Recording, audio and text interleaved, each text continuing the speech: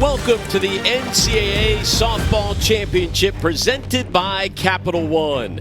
Today, the battle for Baton Rouge continues as LSU and Louisiana square off for the right to advance to the regional final. Taking a look at the latest updated bracket from the Baton Rouge Regional. 1 day in the books, 2 games yesterday as LSU run-ruled McNeese in the opener, while Louisiana went to extras, where they eventually took down GW 1-0. The Tigers opened up play behind a strong performance from pitcher Shelby Sunseri in the circle. She allowed just 1 earned run in 6 innings, while super senior Amanda Doyle hit not 1 but 2 home runs as LSU picked up the win 10-2 in 6. As for the Ragin' Cajuns, their game was a little bit closer. Kendra Lamb took a perfect game into the 7th, but was eventually replaced by Summer Ellison after losing the no-no. And in the 11th, Carly Heath ended it with a pinch hit walk-off double in a 1-0 win. Along with Megan Willis, I'm Alex Loeb. And Megan, these two familiar foes, these rivals are meeting up yet again. LSU and Louisiana for the 16th time in history in an NCAA regional. What are you expecting out of today's matchup? I'm expecting fireworks, Alex. This is going to be an incredible matchup. These teams, no strangers, as you mentioned, to each other. But for me, it's going to be all about the pitching for Louisiana. We saw between Allison and Lamb 14 strikeouts. They went the distance, not giving up a run, but LSU and their bats, they got the 10 runs. They hit 3 home runs in that game. And again, biggest thing, Louisiana, where are their bats? This is a team that can get it done. Usually, yesterday they were silenced by Sierra Lang in the circle for George W., and they've got to make sure that they're going to come out because they need to put some runs on the board. One of the top offenses in the nation in Louisiana. Again, this is a team in Louisiana that is very familiar with this LSU squad. In fact, the Ragin' Cajuns hold the advantage in postseason play, going 8-7 against the Tigers. Tigers and Cajuns on the way next. Welcome back to the NCAA Softball Championship presented by Capital One, and LSU going with the veteran Shelby Sunseri in the circle for the 2nd straight day, Megan. You know, a little surprised by this, Alex, just knowing about how the games went earlier in the season. But however, I feel like yesterday she was so strong, so consistent. Coach Torina has called her the hero of this team so many times. She gets it done. With mixing her pitches, she can throw that drop, curve, rise, change at any count. She's going to top out around 66, but what made her so good yesterday, I felt like that she just had so much command of the zone. Taking a look at the Capital One starting lineups for Louisiana, Sunseri facing a Ragin' Cajuns offense that entered the postseason as the 7th highest scoring team in the nation, averaging nearly 7 runs per game. Yeah, and yesterday they were silenced for 11 innings. It took all 11 innings for them finally to get that first run across the plate. So I'm looking at the top of this lineup, Alex, and Sierra Bryan, when she goes, the team goes, and they really need to get her going this afternoon. Louisiana enters the game with a record of 45-10 on the year. They entered the NCAA postseason with the 3rd most wins in the nation, only trailing Oklahoma and Miami of Ohio. So here's Bryant to lead things off, the Sun Belt player and newcomer of the year.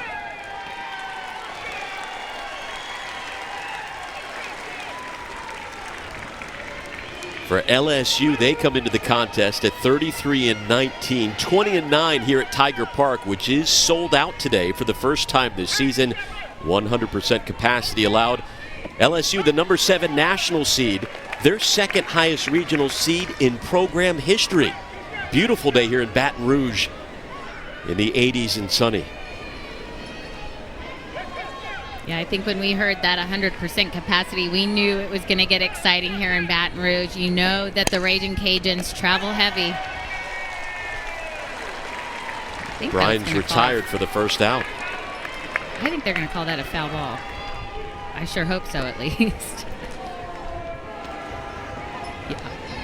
Well, she's adjusting the gloves as to say, hold on, give you another shot. Yep, just turned foul. Right mm-hmm. Bryant, the transfer from Georgia. Waits the 1-2. This is where Sunseri's so good, right? She likes to toy with the batter. She'll get ahead of them within the first 2 pitches or so and then expect a lot of balls. But right on the corner, she uses that drop ball right below the knees, and she spreads the plate out, trying to get a batter to chase. LSU beat Louisiana twice this year, but that was way back in February, a 4-0 win and a 3-2 victory as well. Shelby Sunseri did start one of those games for Beth Torina's squad. Sunseri in 3 1/3 allowed 2 runs and 4 hits to the Raging Cajuns.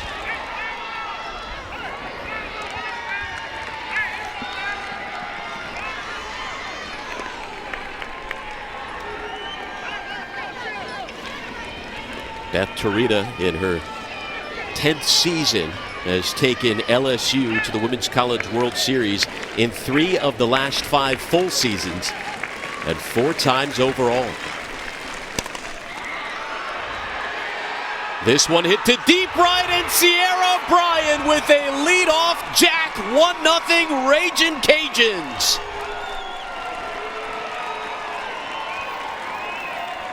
Well, I said it, Alex.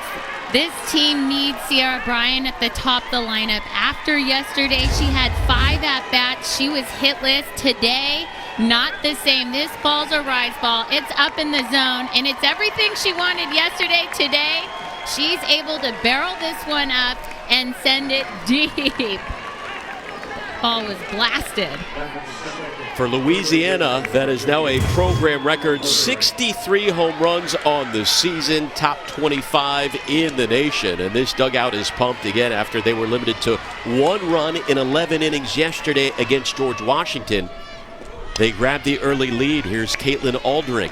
You know, it is interesting, Megan, looking at the previous 2 matchups between these 2 teams this year. Maribeth Gorsuch pitched in both of those games and didn't give up a single run, but they opt to go with Sunseri, and Sierra Bryant takes her deep for the early Louisiana lead. Well, you know how I feel about games in the past. Yes, you learn from them. You're going to go back and watch those games just to see where the pitches were and see if you can take anything. But these 2 teams are completely different at this point. I think the fact that Louisiana only got 1 run, goes 11 innings, that's dangerous for LSU today, Alex. This is a bunch of hitters that are probably going to take out all that frustration right now and will at least try to against Sunseri. Again, the winner of this game advances to the regional final tomorrow. Aldrich fouls one off. Well, since the calendar turned to April, Caitlin Aldrich has been on fire. She's been the team's best hitter entering the postseason since April 1st, batting .446, entering this Baton Rouge regional. And there is the first out as Aldrich retired.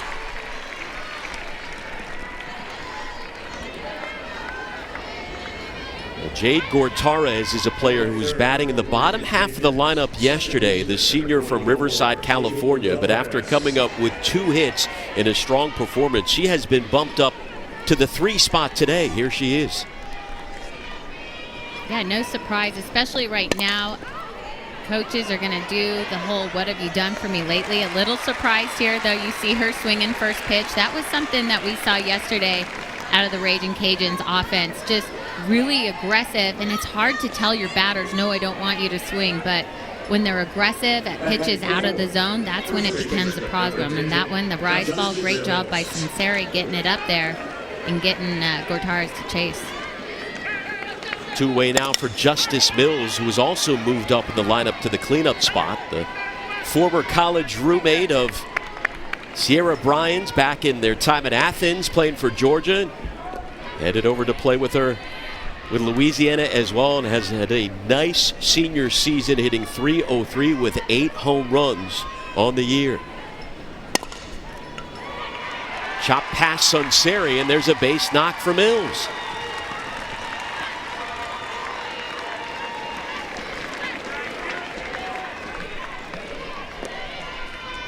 You know, Alex, I was trying to figure out the Justice Mills move, but again, something Coach Glasgow must just have felt in her later ABs, because she didn't have any hits yesterday either. And she was down in the 7th spot, but probably just watching how she was taking pitches even, and just felt maybe a little bit more locked in. Jerry Glasgow playing off a big hunch, and it's paying off early. 4th season in charge of Louisiana, and he has called this squad the most talented team he has ever coached. Louisiana looking to advance to a super regional for the first time since 2016. I think part of the reason he thinks this is such a talented team is you've got a lot of older talent, right? You've got women in their 23, 24 years old, played for multiple coaches. Dalton to right. And the inning will come to an end, but the damage is done. Sierra Bryant with a leadoff home run off Shelby Sunseri. And the Ragin' Cajuns jump in front. Let's see how the Tigers respond. Bottom of the 1st on the way. CAA Softball Regionals is presented by Capital One. What's in your wallet?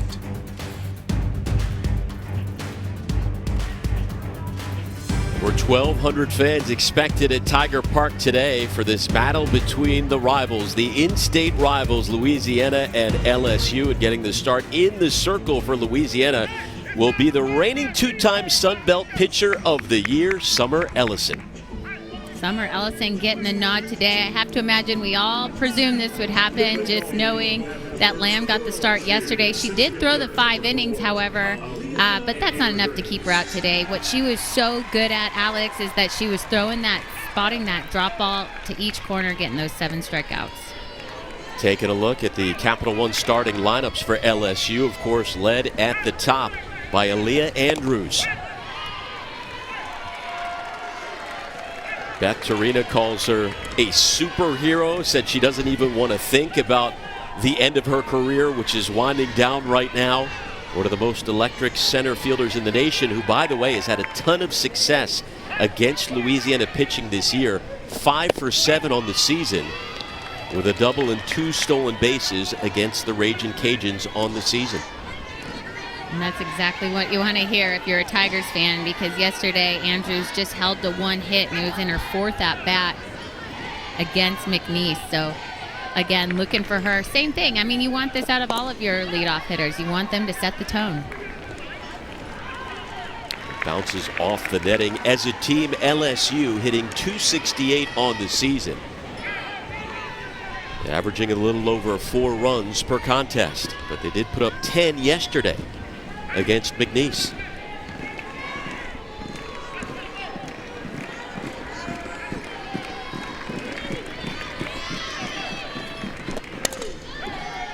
That one fouled off. Well, we thought watching yesterday's game, Louisiana against GW, Kendra Lamb, the starting pitcher, took the perfect game into the 7th inning, gave up a leadoff single, and they promptly pulled her out of the game. And you thought, I mean, we know Ellison's resume, but can she do any better? And she was just about as good, allowing just 1 hit and striking out 7 and 5. As Lamb looks on, the sophomore from Australia. Yeah, I love that. It's like, okay, you got the 7 strikeouts, only 1 hit. What can I do? Okay, I'll go out and do the exact same, just a couple innings shy. Or 1 inning, actually. She did it in 5. Yeah, they combined for That's 14 tough. strikeouts. That tied a season high for Louisiana pitching.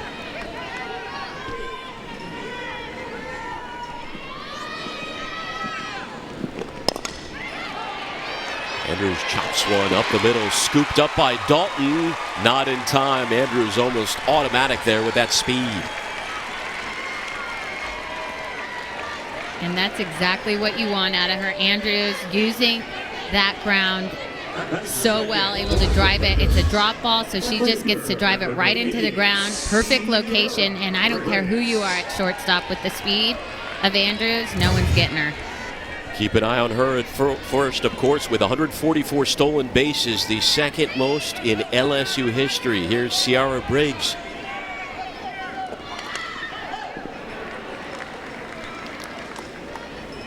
Ellison on the season has faced this LSU offense twice in 9 2/3 against the Tigers. Hasn't walked a batter, but has allowed 4 earned runs in those 2 meetings.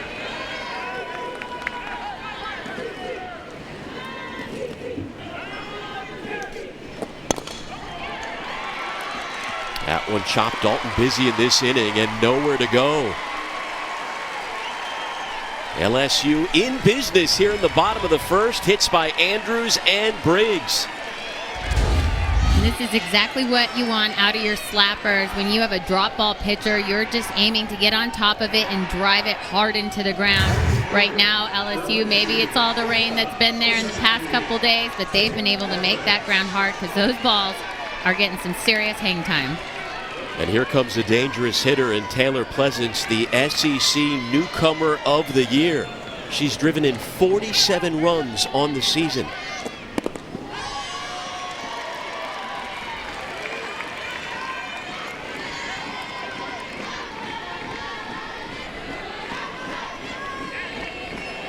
Pleasance, the team leader in home runs and RBIs, and was just as good, if not better, in SEC play, hitting nearly .370. Andrews is going. Here's the throw over to third, and Andrews is safe as both runners advance to scoring position. This is a classic play right here, Alex. You've got your 3-hole hitter who's not usually a bunter, show bunt to draw in the third baseman, and that's a close call right there. I mean, that becomes a race between Dalton and Andrews, and it almost looked like, I think the throw beat her. Andrews just slipping her hand in, and yep. I don't blame Coach Glasgow coming out to, oh, I thought he was going to argue.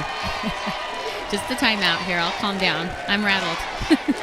Everybody is up in arms here as Glasgow goes out to calm down his pitcher in the circle, Summer Ellison, as you get another look at the steal. You know, watching yesterday's game where Louisiana pitching was nearly unhittable all game long, all of a sudden the first 2 batters reach with base hits. What do you think Glasgow is saying to Ellison and company right now? I think that that's just a conversation about defense right here. He's probably pumping him up. That's what's so good about Jerry Glasgow is he is your #1 fan when it comes to that. In that case right there, he's not going to tear into anyone, right? Especially your top pitcher. And just remind everyone what the game is, who you have up to bat, and just play a little catch. So here we go. Andrews on at third, Briggs at second, and Pleasance waiting on a 2-0 count. The dugout is pumped in already. LSU has 2 hits. That matches the number of hits Louisiana pitching allowed in 11 innings last night. And that one hits Pleasance. The bases are going to be loaded.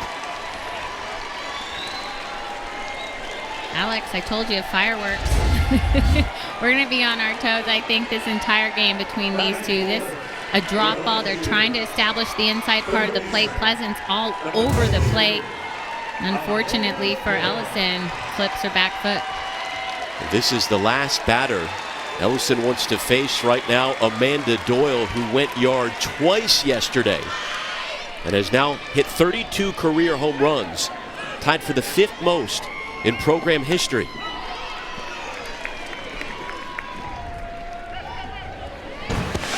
Here was Doyle, the super senior from California, yesterday against McNeese in the Baton Rouge regional opener. 2 bombs against the Cowgirls. 2 bombs in nearly exact same spot. So Doyle, so good on that outside corner, no matter if it was down in the zone or up in the zone. Her timing spot on. Hitting .833 this year with the bases loaded.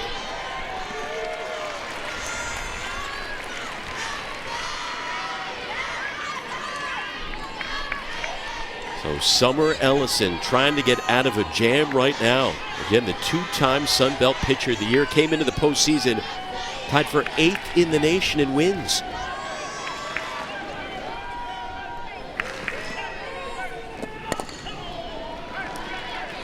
And Ellison gets ahead 1-2. I think that's what we learned earlier this week, and as we've been watching Ellison, is just how calm she is in the circle. She does not get rattled by much, Alex, and you can just see it right now. She goes right back at the next batter, right next pitch. This is what being a 6-year player is all about as well, right? You've been there, you've done that. This is nothing new for her. Andrews on third, Briggs at second, Pleasance on first. Doyle drives one to deep left field, and that one is off the track in the bottom of the wall. That will bring in at least one run. Here's another, and it's a 2-run double for Amanda Doyle as LSU jumps in front 2-1.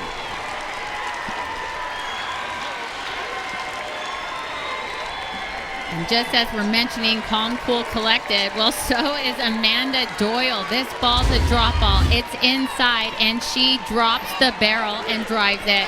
This is to the perfect part of the field. And quite frankly, you got to tip your cap to Kendall Talley in left. She bare hands this off the wall, and she almost makes the play at third. Doyle, though, easily stand-up double.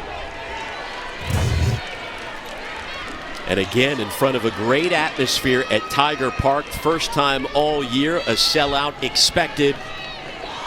And the home team has grabbed the lead. Here's Georgia Clark.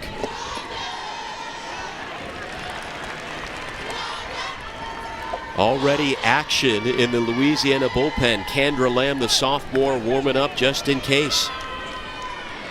No surprise there. Just knowing exactly how quick Coach Glasgow made the change, even just giving up one hit yesterday, 0-0 ball game in the 7th. He's not going to let anything get out of hand. Georgia Clark has had a lot of success against Louisiana pitching this season. Hit a home run against the Ragin' Cajuns in their second matchup of the year, a 3-2 win for LSU in late February.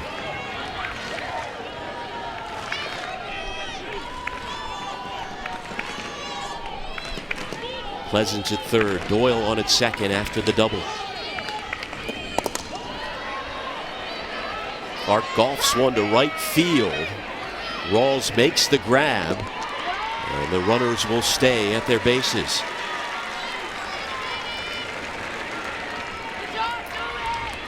So 3 of the first 5 batters for LSU have reached today. A double by Doyle, singles by Andrews and Briggs.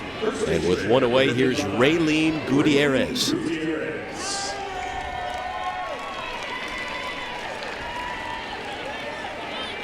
Second-year freshman pulled off one of the rarest feats you will ever see in the game of softball earlier this year. She hit an inside the park grand slam against Southeastern Louisiana.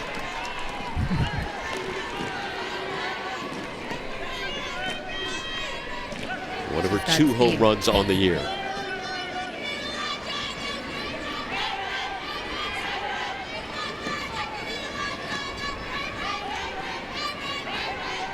Ellison already up over 20 pitches in this first inning. You know, for me, Ellison's still just hammering that drop ball right now, and I know that's her bread and butter, but yesterday we saw her mix in the curve and the change a little bit more, and just the way that LSU's swinging at that pitch right now. Maybe try to mix in a little bit, a couple other pitches like that. That's a nice looking low rise or screw. It's going to come out of the side of your hand either way. I think it's just a different look for these batters. Change their eyes up. You're going to see it's going to come out. It's moving up. It's moving out. 2-1 on the way from Ellison.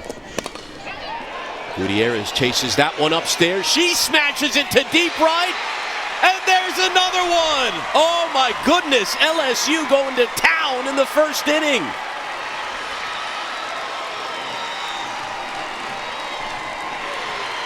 Just as I'm mentioning, mixing up the zone, they go back to back. This time they're going with the rise ball inside. And you know what? I'll eat my words. Gutierrez all over this rise ball and ready for it. Almost the exact location of Sierra Bryant's home run in the last half inning. Again, Summer Ellison came into this game 24-6 on the year, one of the winningest pitchers in the nation. And so far, she's only managed to get one out through the first 6 batters, a homer, a double, and 2 singles, and a hit batter. 5-1 Tigers. I mean, we saw it yesterday, Alex. This team is ready to swing the bat. They got the 10 runs against McNeese. And I felt like McNeese was coming in strong. They had Whitney Tate come on in there. You saw Jenna Edwards, and they were able to score off of both of them fairly easily. So, again, this offense has definitely been doing its work, and it shows. Fireworks here in Baton Rouge early. We saw a pitcher's duel yesterday between Louisiana and GW, a 1-0 affair in 11 innings. But LSU's offense picking up right where they left off against McNeese. They scored 10 in 6. Sunseri, the pitcher, she tripled earlier this year against Louisiana pitching.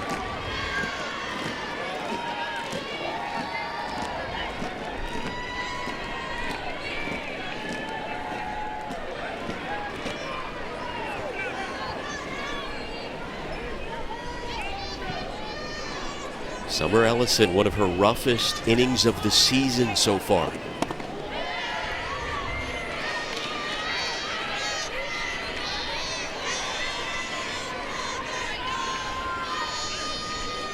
Five runs allowed, all earned off 4 hits. And just a third of a frame so far. 2-2 on its way to Sunseri. And she delivers a base knock into the gap in left center. Well, Megan, at this point, what do you do? We saw Lamb warming up. Is it too early? You know what? That's what I was just going to go into, because that was a changeup, Alex. That might have been the first one of the inning, and they're all over it. Timing was spot on. So when I see that too, I don't imagine Coach Glasgow is going to leave her out there that much longer. He's no stranger. And at what point are you now? I mean, it's the first inning, so I know that Louisiana can score quite a bit more. But you're thinking about saving pitchers and who's going to be stronger. Another hit. That one is mishandled by Talley momentarily. And how about this? 8 of the first 9 batters have reached, 7 of them with base hits off the 2-time Sun Belt Pitcher of the Year. And truly, they're probably just making sure they're giving Kendra Lamb plenty of time to warm up, Alex. It's the first inning. We just saw her go down there. I mean, if she's resting like that, she's probably ready now. We shall see. 2 on, still only 1 away for the true freshman Allie Newland, making just her 14th start of the season. Started last night as well, went 0 for 3 at the plate. Again, the winner advances straight to the regional final tomorrow.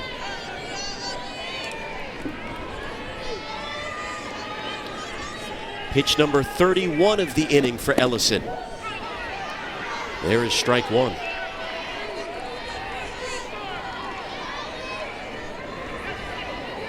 Newland hitting .222 on the year, but before her start last night came up with 3 clutch pinch hit at bats before that in the SEC tournament.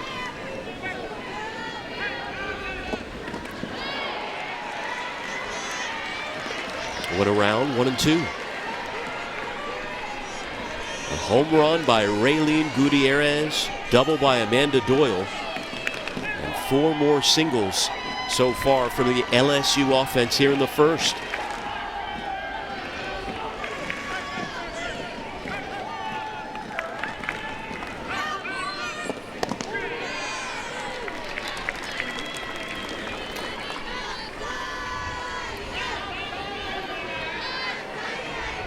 Ellison entered the day with 98 career victories. Only 2 Raging Cajuns in history have hit the century mark, but right now in a big hole, down by 4.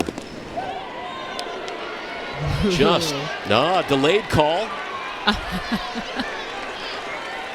Wow, okay. And there is the second out. I was going to say, man, that is about as close as you can get It's a nice job with her drop ball. She's been working Newland away, finally going back inside and just painting that corner.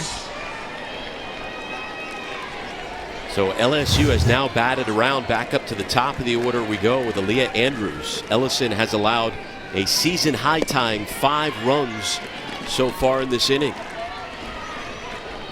Andrews started it all off with a leadoff single. Aaliyah Andrews now 6 for 8 on the season with 3 stolen bases against Louisiana.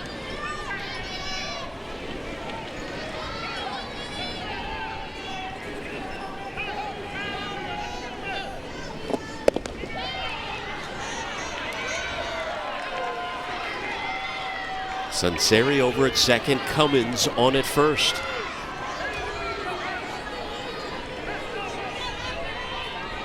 Remember, Louisiana jumped out to the early lead after the leadoff home run by Bryant, but it's been all LSU since then. Andrews pokes one to the left side. That's going to reach left field, and the hit parade continues here in the first inning.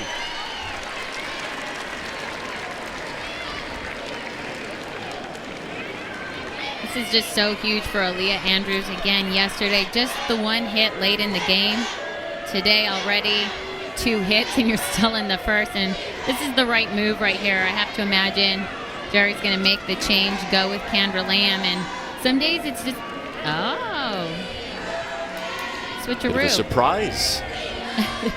It's like Vanessa Foreman's coming to the circle. So how about that? A pitching change early on. We'll take a timeout in Baton Rouge. The Tigers up 5-1 over the Ragin' Cajuns. And the sophomore from Lakewood, California, takes over for Ellison in the circle, Megan, facing Sierra Briggs. Bit surprised at all they go with Foreman instead of Lamb? You know, yes and no. Very neutral here. Right away, I thought you would go with Lamb, try to change it up. But this is about the entire tournament here, Alex. You're either thinking about the next game or the possibility, just looking at the score here, if you're going to have to face LSU again tomorrow, if that's just how it works out, then you're saving Lamb for that, I think, experience in that game right there. So going with the lefty, and not a bad move either. Foreman, she's going to top out around 60. She's a lefty. It's a completely different look than what we just saw out of Ellison. Ellison threw 36 pitches in the first inning. Foreman technically has the best ERA on the staff, but in just 14 innings this year, an ERA of 2. Opposing batters hitting .264 against her as Ellison looks on. 37 pitches to be exact. Yeah, she's only going to top out 57 miles per hour. She throws the curveball both sides of the plate and a changeup. So again, I think Coach Glasgow's just looking somehow to just change up the timing here for the Tigers. Tough spot to come into in a bases loaded situation, but Alderink is able to make the grab. LSU leaves the bases loaded, but they get more than enough offense in the first inning. Amanda Doyle with a 2-run double, and Rayleen Gutierrez goes yard as well. LSU up 5-1 after 1. It will be interesting to see how the Ragin' Cajuns respond after the Tigers put up a 5 spot in the bottom of the first inning as we move on to the second.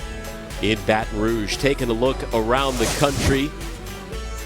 Arizona State, how about that? Just like that, the 15 seed eliminated extra innings thrillers. Meanwhile, here in Baton Rouge, we saw one last night, 1-0 in 11 innings. Elsewhere, James Madison took down Liberty 4-3-10, and Oklahoma, their offensive onslaught continues. A 19-0 win over Morgan State, the largest shutout by any team in D1 NCAA postseason history. I mean, I just shocked again at that ASU, and I have to imagine some people aren't shocked. You've got the people talking Pac-10, and they heard Pac-12 really wanting to push them, but ASU not being able to come out of that is a big deal. Another big upset. Georgia over top of Duke today. That was just today, and Duke, the high seed, they're the 13 seed, but the regional was in Athens, so probably played a little bit of a part of it. You get that home crowd feel. You and I have called some games out there, and Athens gets rocking out there. They love their squad out there. A lot of upsets and interesting games around the nation. back here in Baton Rouge. The 6, 7, and 8 hitters due up in the second. Talley, Heath, and Rawls. Kendall Talley had a couple of hits last night and a couple of hits earlier this year in the second meeting between these two teams. Well, for LSU, you know, they came into the postseason with a deceiving record. They were 32-19 before yesterday, 13-11 in the SEC. But you look at the strength of schedule, and you take away the Ivy League teams, which have just gotten underway in their spring season, their delayed spring season. And LSU not only played the toughest strength of schedule in the nation, they had the highest numerical strength of schedule anyone in the nation has played in 14 years. And Beth Torina told us, she said, listen, it's kind of a blessing and a curse. You know, it was a curse early on. We suffered a number of defeats, but it's a blessing because now they are battle tested for the postseason. Yeah, and it's one of those things, Alex, it's a slippery slope because you're trying to make sure your team understands, right? And they're not getting down on themselves, even though that number in the L column keeps creeping up. Louisiana starts off the second inning with a base hit by Talley.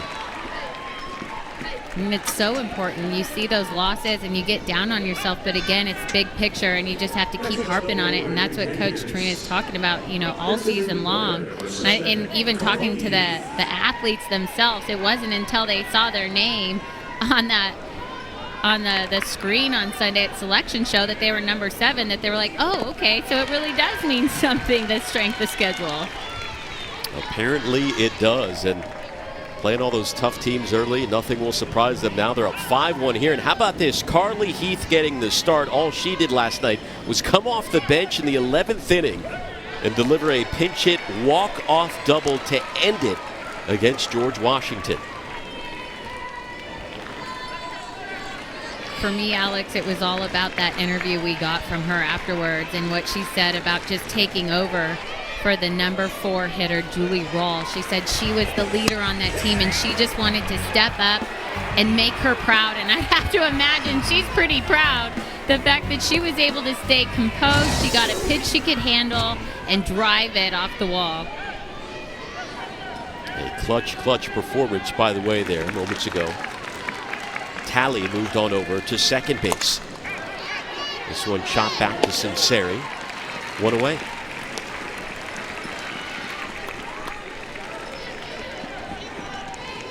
Well, Louisiana has put together some offense early on. 3 of the first 7 batters do have hits against Sinceri, and they broke through for a few runs against her earlier this year, so we'll see how they respond here in the second. Julie Rawls coming up to bat for the Ragin' Cajuns.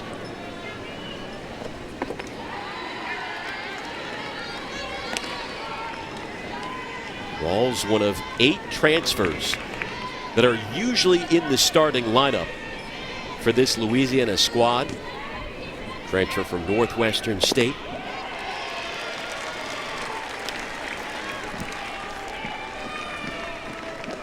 Team leader in home runs and RBIs. Just a really gritty player. Has battled through a thumb injury since pretty much the entire season.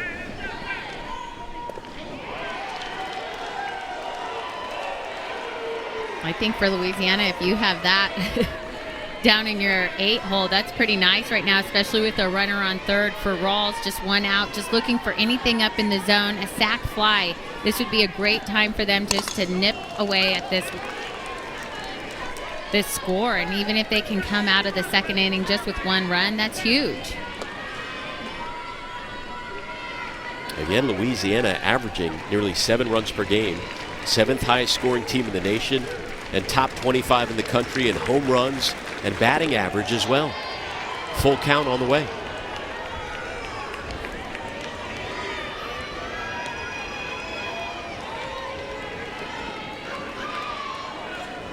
And the winner moves on to the regional final tomorrow, and the winner of this regional take on the winner of the Tallahassee regional. If LSU were to win this, they would host the Supers.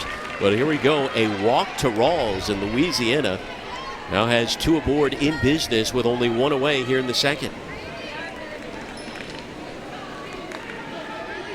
First walk of the day for Sinceri. So Louisiana having some success early on despite the 4-run deficit. 4 of the first 8 batters have reached against Shelby Sunseri. You can tell it's a hot, humid day out there, mid to upper 80s. And a pinch hitter coming up for Sophie Piscos, who scored the game-winning run last night, but won't get a chance to bat, at least right now. Here is Bailey Curry, who was in the starting lineup yesterday, the junior transfer from Toledo.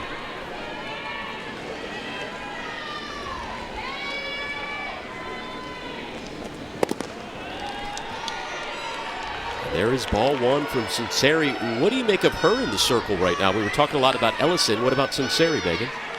You know, this inning, I think this is all about Louisiana taking pitches, right? We were talking about in the first, swinging first pitch. I think now they're trying to make her throw a strike. And for Sunseri, she doesn't have to. That's her bread and butter. She'll usually get ahead in that first 1 or 2, and then she just toys with batters. She'll throw that drop ball out of the zone, either low or off the plate, go high at the eyes, and usually that's what makes her so good, right, as she tries to get batters to swing at balls. Curry did go around on that, so it's 1-2. I'm not sure about that one, Alex. Let's get another look. Oh, huh? All right, fine. She From wins. that angle. Curry exhales as she gets ready for the 1-2 with Talley on third, Rawls on first. That one just misses. And that's what makes Sunseri so good, is that's nearly the exact same pitch, but she can bring it just a little bit further inside. So good with her location. She can throw it for a strike, throw it for the river, and then go in the other batter's box.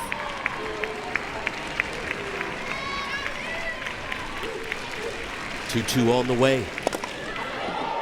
Curry ropes one foul. Both these starting pitchers throwing a lot of pitches. We saw Ellison throw 37 in the first inning before she was removed. And now the next one from Sunseri will be number 40 on the day with only 1 out here in the second inning. He's given up 3 hits and walked a batter as well.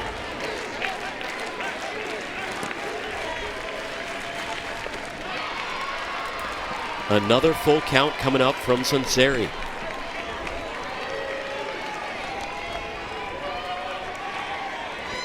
And this is where, if you're Curry, you're in your head. Well, hopefully she's not, but I am. You're just seeing drop, drop, drop inside. You're thinking, am I going to get it again? She doesn't want to walk me, or are they finally going to go with a different pitch? Maybe it's going to be drop away. We rise up. Payoff pitch. Curry reaches for that one and fouls it back. Again, Sunseri did allow 2 runs in 3 1/3 earlier this year in her start against this Louisiana team.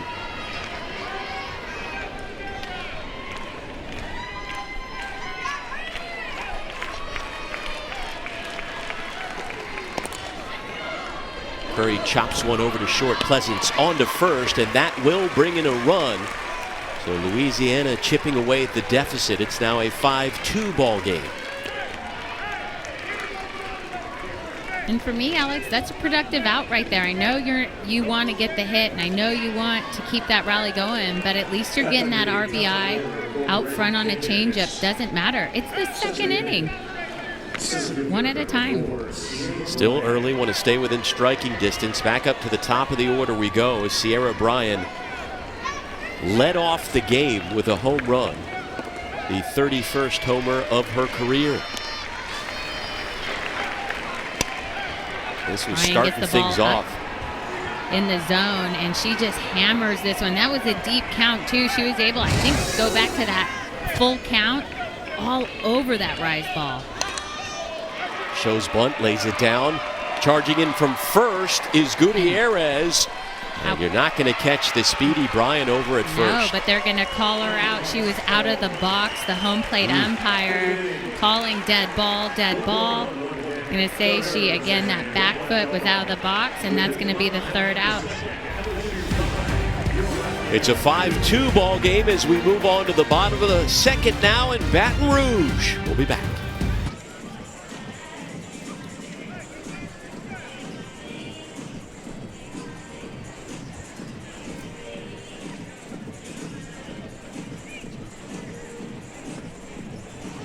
We're back in Baton Rouge. Louisiana up, top of the second, have a chance to keep putting on some runs. And unfortunately, with the runner on second, Sierra Bryant, who would have been safe, gets called out as you see that back foot, her back left foot out of the batter's box in front of home plate when she makes contact. And because of that, she is out. And unfortunately for the Ragin' Cajuns, that was a huge opportunity that they missed. Again, runner on second.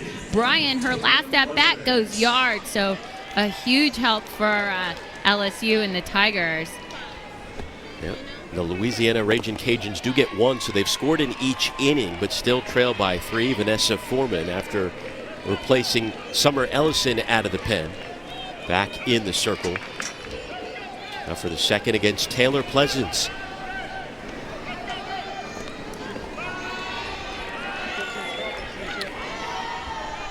Well, Foreman came in a tough spot with the bases loaded.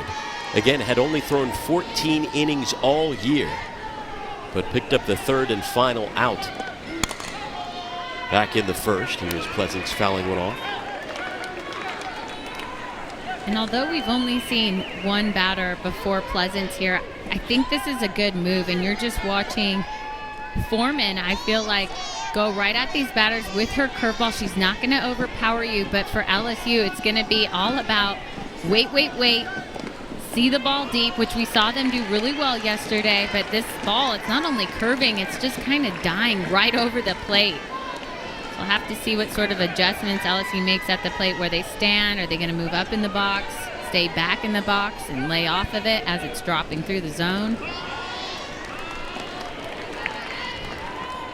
The last time there was a postseason, Foreman was a part of it with the 2019 Arizona squad that made it to the Women's College World Series.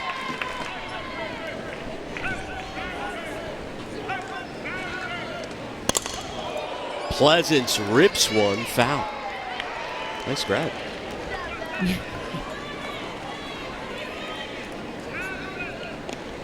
Catching for your pitcher. Got to keep heads up. Maybe foul balls.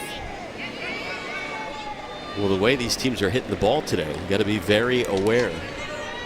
7 runs, 10 hits, 2 homers combined, and we're only in the second inning.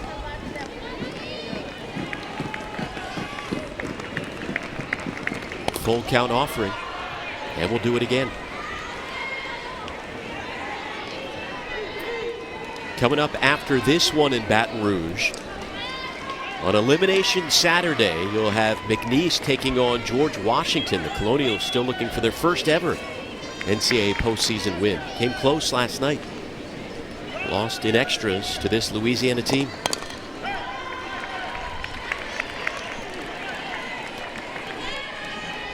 You know, Alex, we're talking a lot about how Louisiana and they have their transfers. I know Oklahoma State and Kenny Gajewski called himself Transfer U, but I think Jerry here has them beat. And on the flip side, LSU has 0 transfers, so kind of a tale of 2 different stories when it comes to building these rosters for these squads. There's one of those transfers, Dalton, getting it done. Pleasance retired. The Women's College World Series returns to Oklahoma City this year. Finally, we got postseason softball back. The action begins Thursday, June 3rd at noon Eastern, live on ESPN. For more info, go to ncaa.com, the official online home for all 90 NCAA championships. Megan said it a bunch yesterday, but it is so nice to have a Women's College World Series returning after the season was cut short a year ago. Just feels like normal. Absolutely. Well, Doyle has been more than comfortable at the plate this weekend in Baton Rouge. A 2-run double today and 2 home runs yesterday. Bumping that average up. Swinging at this one, and that'll drop in. I mean, she is just doing it all. A double, 2 home runs, and now a single for Doyle. 6 RBIs on the weekend. She's seeing it all right, Alex.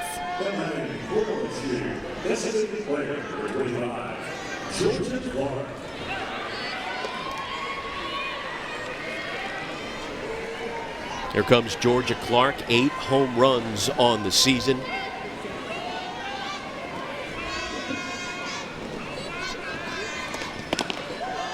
Third most.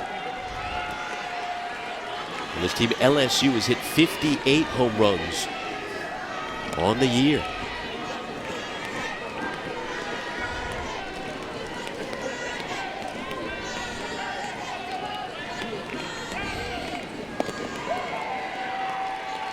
That one right over the plate.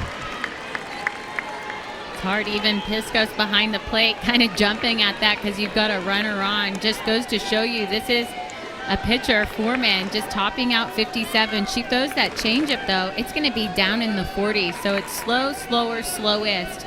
Everyone's got to stay a little extra patient. Clark skies one into foul territory, and Mills is there. 2 away.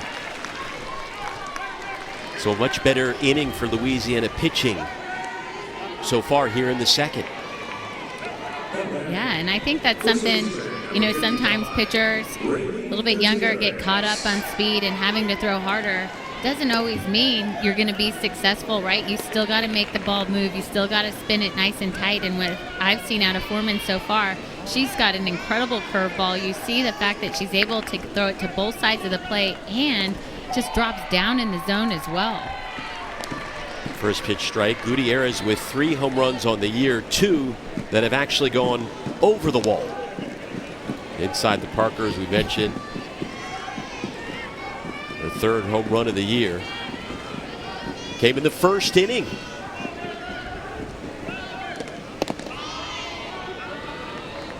With 2 on, this was Gutierrez back in the 1st. Seems like forever ago. That was a long bottom of the 1st inning, putting LSU up at that point 5-1. An emphatic stomp on the plate for Gutierrez, celebrating afterwards. I'm pretty sure it went right off that foul pole as well. Snuck it right in there. Strokes this one into center, right center. Runner rounding second. And LSU now with runners on the corners, and a little bit of a celebration for Gutierrez, who has a hot bat so far today. Yeah, and Doyle with only 1 stolen base on the season was running, so I imagine that was a hit and run there, Alex, which is why you see her standing easily on 3rd. Here is the pitcher, Shelby Sunseri, trying to help out her own cause with 2 on and 2 away. She singled in the 1st inning. Has driven in 23 runs on the season.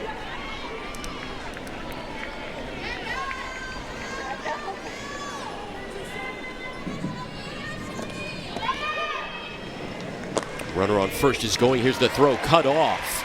And Doyle was not heading home.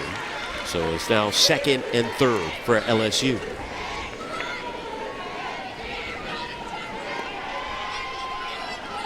For Sunseri, offensively, her breakout year came in 2019 when she launched 17 home runs and drove in 60 runs. More than half her career homers came in that season.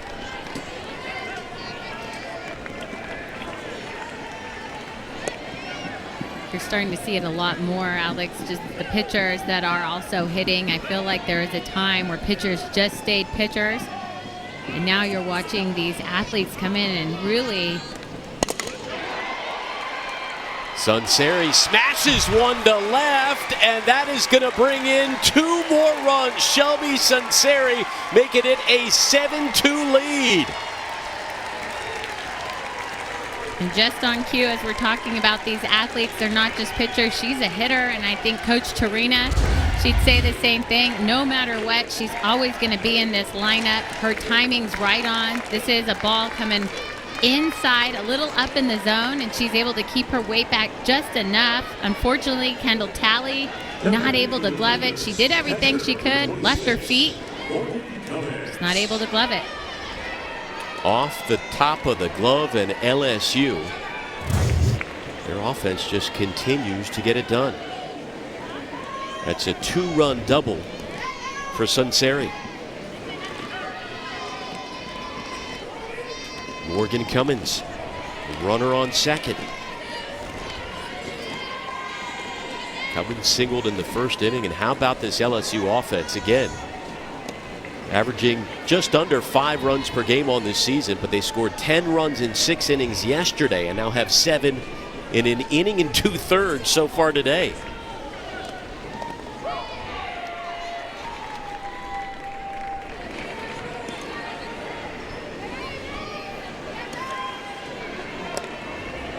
So again, the winner of this moves to the championship round tomorrow. Now looking way ahead, if LSU were to win this regional, they would host the Supers. It's the winner of the Tallahassee regional. Cummins sends one left. Tally hangs on to this one, and the inning comes to an end. But LSU, the offense keeps going. They tack on 2 more thanks to Sunseri, and it's a 7-2 Tigers lead in Baton Rouge.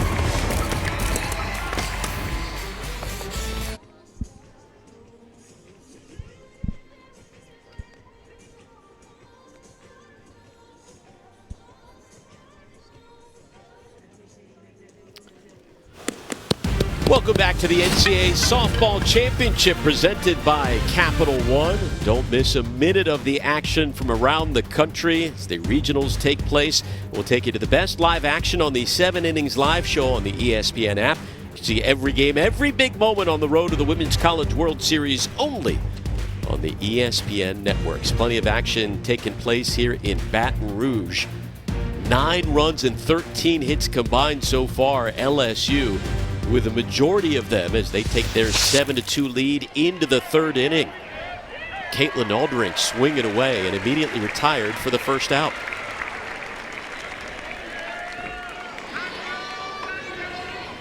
Well, Louisiana hitting the ball hard.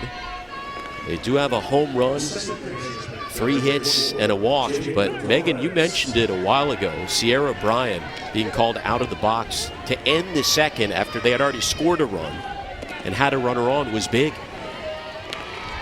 Yeah, I mean, this is a time, it's early in the game still, right? You just want to make sure that you're as clean on offense and as defense as you can right now because you're playing from behind. And for this squad, I think a big blow for them. Jade Gortarez over to 3rd. Just like that, 2 retired.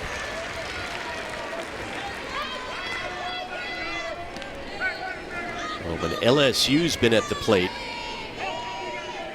their 2 innings, their 2 bottom half of the innings combined for 35 minutes long. But Shelby Sunseri flying through the 3rd here with 2 away. Here's the cleanup hitter, Justice Mills.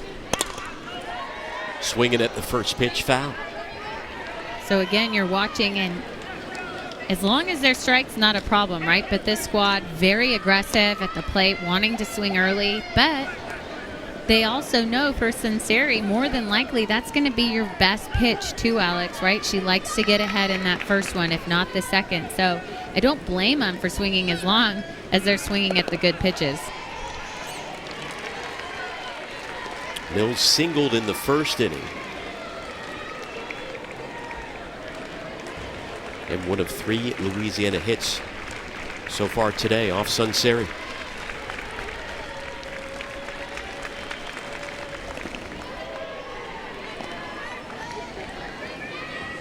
Well, they call her Juice Mills.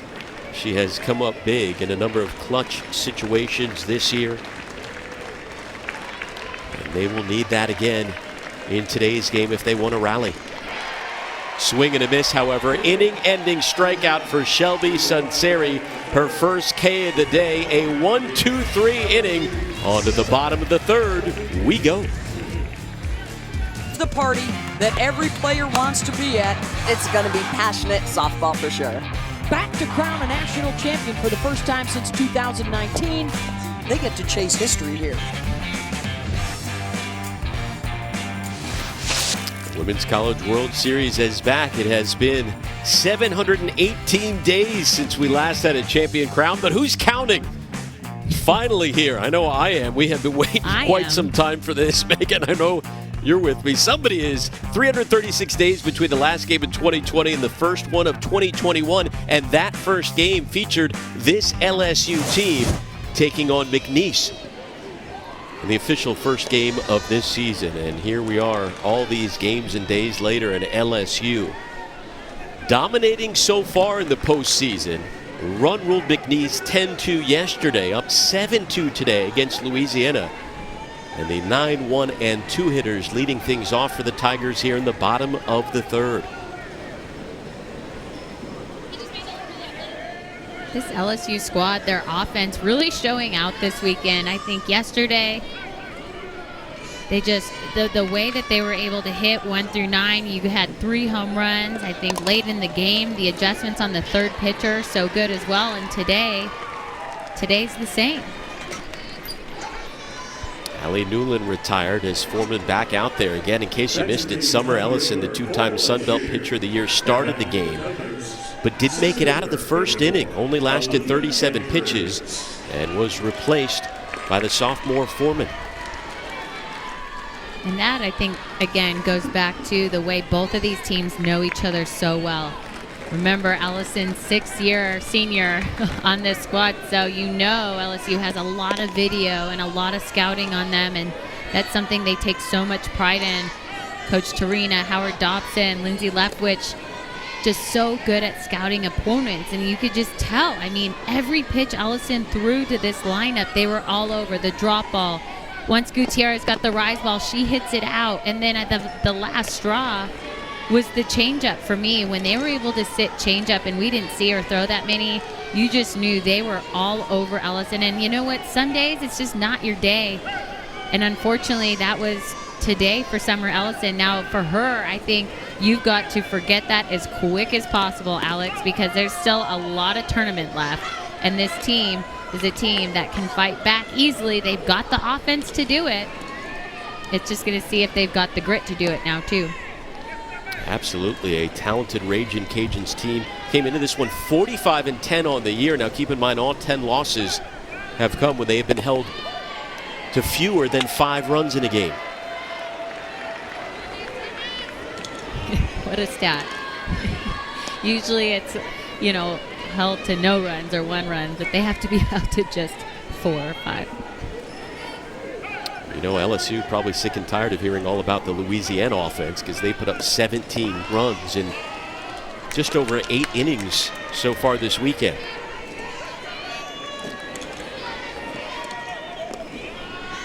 Leah Andrews 2 for 2 today, and on the season batting nearly 800 in 3 games against Louisiana. Chopped over to first, but she won't reach there.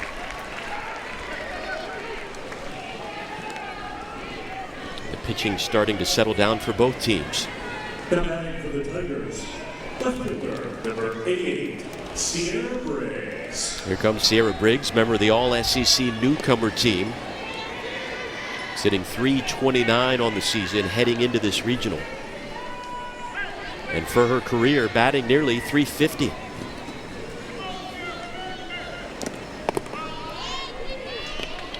For me, this is going to be second time through the lineup now against Foreman, right?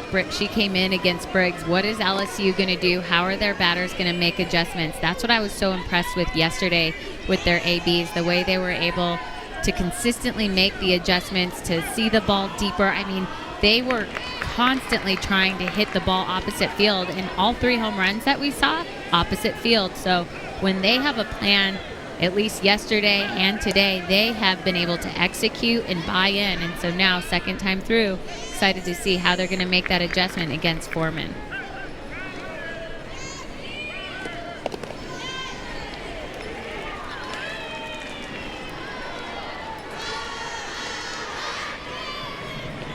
Briggs singled off of Ellison in the first inning. And flew out with the bases loaded against Foreman. That was the first batter to face Foreman out of the pen.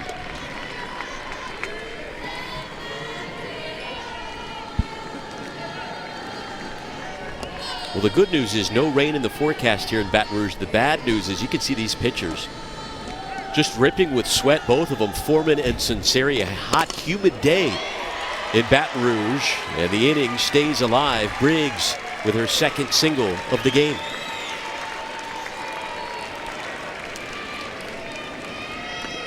And for Briggs, this is exactly what I was talking about. Her second time seeing her. First time up, she was out front. It was a lazy fly ball to third base. This time, keeps her weight back, waits on the pitch, and able to drive it to the right side. 11th hit of the game already for LSU. Here is Taylor Pleasance. Was hit by a pitch in the first inning and grounded out in the second. And hit by a pitch again. You know, Taylor Pleasance does stand on the plate. She is taking away that inside part of the plate out Louisiana. Trying to still go in. Unfortunately, twice now they've hit her. She was hit once this year in 52 games. Meanwhile, in 3 innings today, she's been hit twice. It means you and I are going to have to watch where she stands in the box against other teams. This might be a Louisiana thing. Talented hitter. Here's Amanda Doyle in the cleanup spot. She has been absolutely on fire. Sends one down the line and foul. She's 2 for 2 today. A 2-run double and a single. And of course, 2 home runs yesterday. Tied for the 5th most career home runs in LSU history with 32.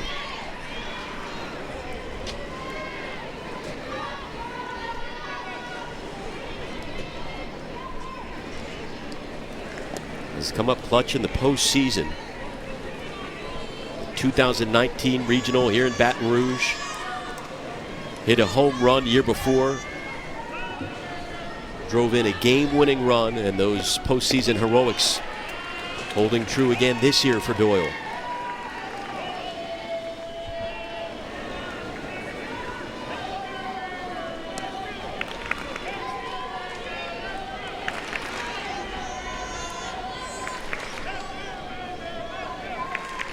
Briggs on second, Pleasance on at first.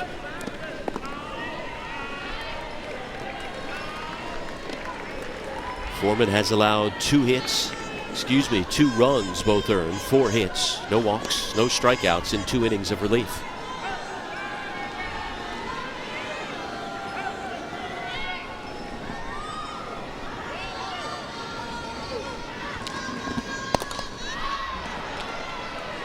Doyle sends this one to right field, and Rawls is there. The inning comes to an end.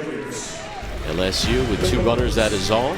Talk to Louisiana head coach Jerry Glasgow coming up next in Baton Rouge. We go. The 6, 7, and 8 hitters due up for Louisiana, down by 5 to the rival Tigers.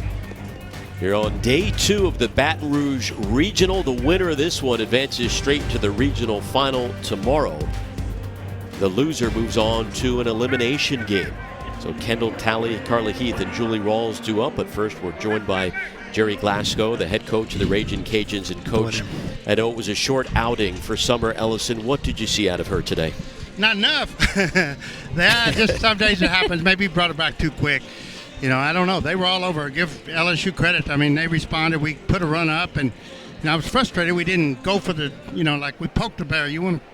Anyway, we should have did a little bit more aggressive, and then give them credit. I mean, they come out hacking, and that's what they should have done, and they were ready and well prepared. Coach, just a quick text earlier before this game we were talking about yesterday and how your bats were silenced a little bit, going 11 innings before your first run. What was that conversation after the game, and how are you still looking to get a response from your offense today? Yeah, I'm tackled. I'm happy with the way they're swinging right now. I think now the key is just get in there and hack, and whatever happens here, the rest of this game happens, but you definitely want to get the tone set for the rest of this two-day event, and hopefully we can extend it now. I mean, we got to either come back here or you got to play 3 more games. So I think we're doing all right now. Yesterday we just thought too much. We got thinking about the windup, and you hit the ball when it's moving, not while it's in her hand in her arm circle. And I thought we let that get in our head too much, and that's just a sign of not being mentally as strong as you need to be. Coach, we appreciate you. We wish you the best of luck. Thank you, guys. Thanks, Coach. Jerry Glasgow, the Sun Belt Conference Coach of the Year. Megan, you heard him say we kind of poked the bear, kind of got to Sunseri a little bit, but certainly not enough in a game like this. He's always a treat to talk to, that one. And I love how honest he is, right? That's where him and I really bond, if you will. I know you guys got to hear some good stories as I got to play for Coach Glasgow in the MPF, but he's right. You know, he's just so passionate about this game and his players and his team that's exactly what he wants. He wants them to keep putting that pressure on there. And how about that? Alyssa Dalton starting up with the single. And I think, again, we're still just in the 4th inning. And as we've watched softball grow, people can put up 6 spots easily in 1 inning. So all it takes is just one at a time and nice at-bats and swinging at good pitches. And Dalton poking the bear again as they have a runner on. Before that, Sunseri had retired 5 in a row and had delivered a 7-pitch 3rd inning. But here in the 4th, the leadoff hitter aboard. And here is Talley, who singled in the 2nd.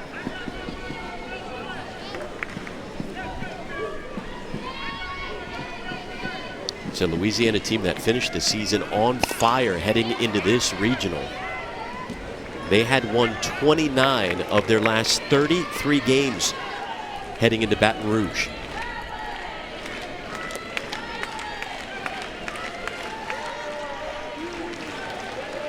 Coming off their first extra innings affair in the NCAA postseason last night.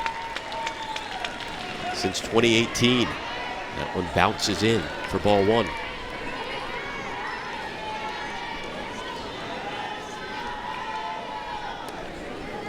Sunseri, meanwhile, has allowed 2 earned, 4 hits, a walk, and a strikeout so far.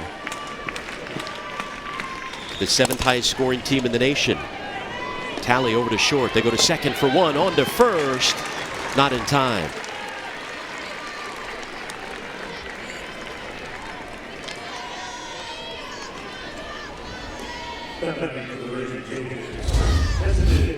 Like the way Sunseri comes back here after giving up that single, still hammering that drop ball outside part of the plate, and that's where you want to throw it, right? You're trying to induce the ground ball to the left side so your defense can try for that double play.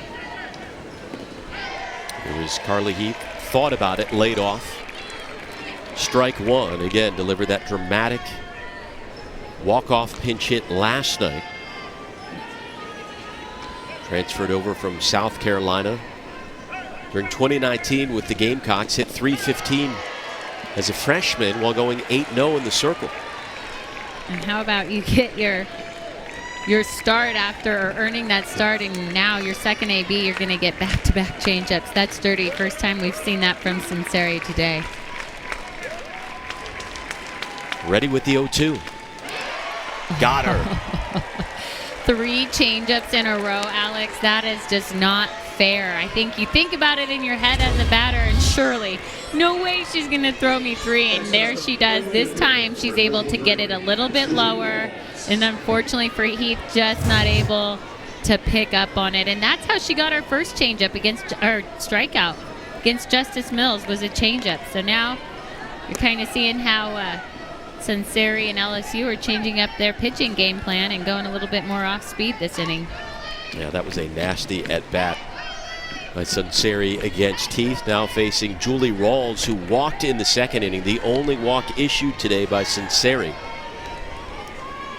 Sunseri picked up win number 10 on this season last night.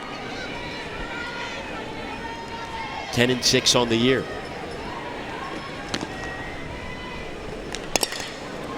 2-0 is absolutely crushed, but foul past a sliding Newland. Great effort by the freshman.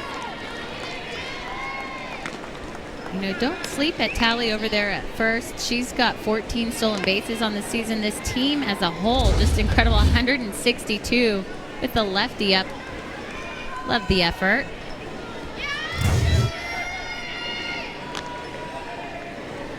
But that's something I'd like to see out of Louisiana, to get some base runners moving, try to make something happen. 2-2 to Rawls.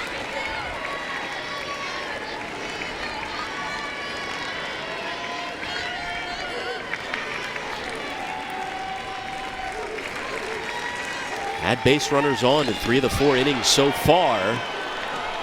Somehow, somewhere, that one missed. They wanted it. I wanted it. That looked like a nice pitch. That drop ball outside corner. Her and Cummins trying to pull that one in. I like it. The fans going crazy in the background. Nice crowd on hand here at Tiger Park. We'll do it again. The full count offering.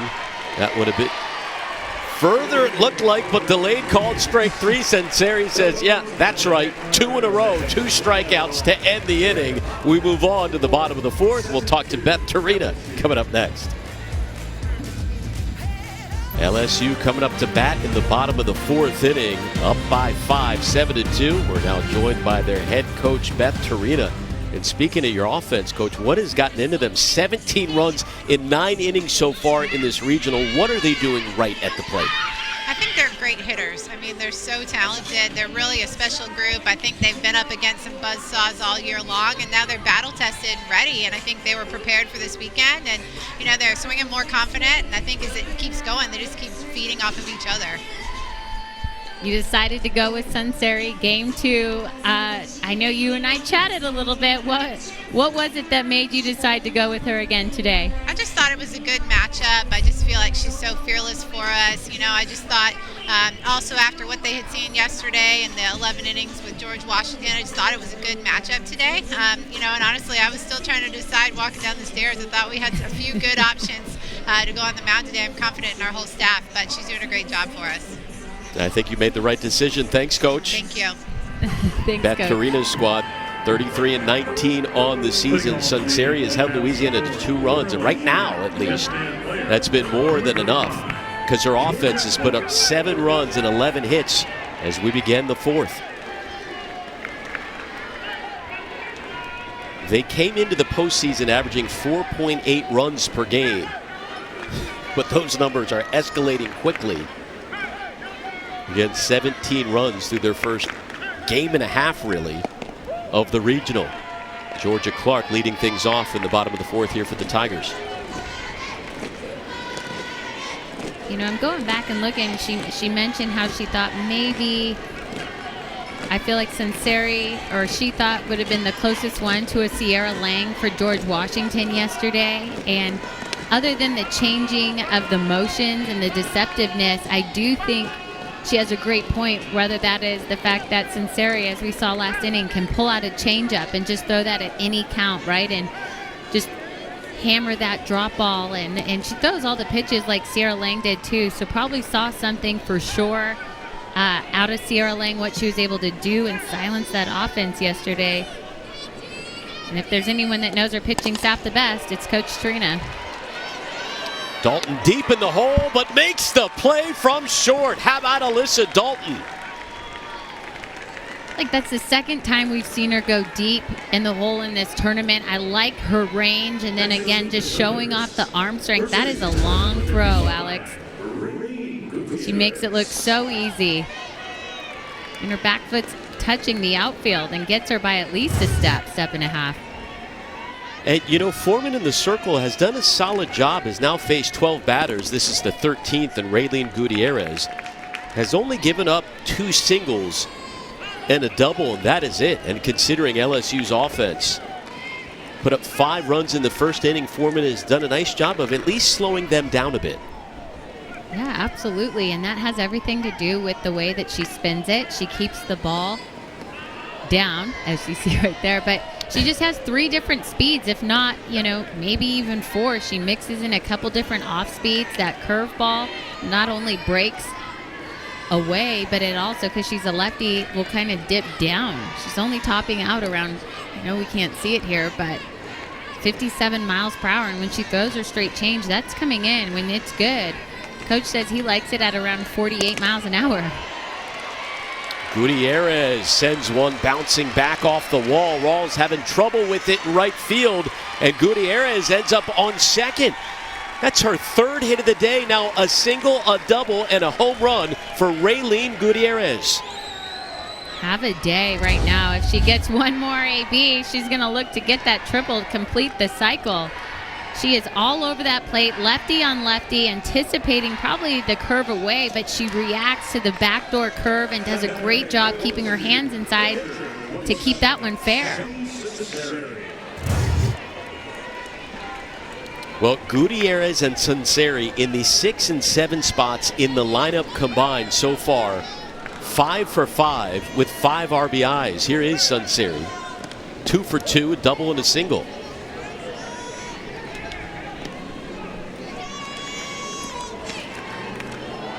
They have done the damage. Again, the 6 and 7 spots in the lineup.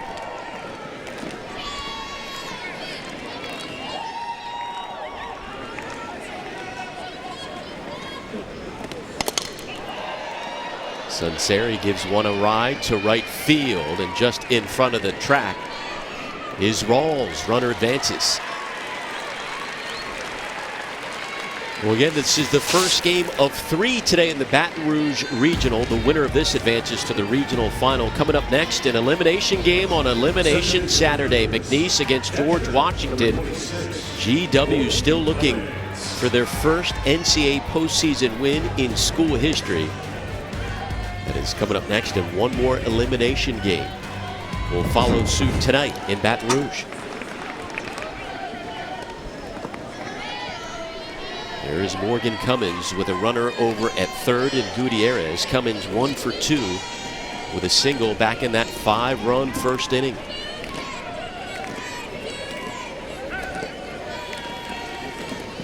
Eleven batters came to the plate back in the first, bringing home 5 runs.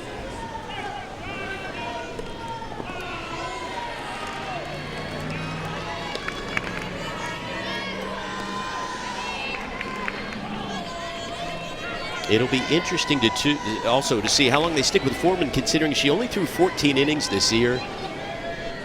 You can see how hot it is down on the field. This is already working just over her 3rd inning of work in relief of Ellison, and now the count goes 3-0 to Cummins.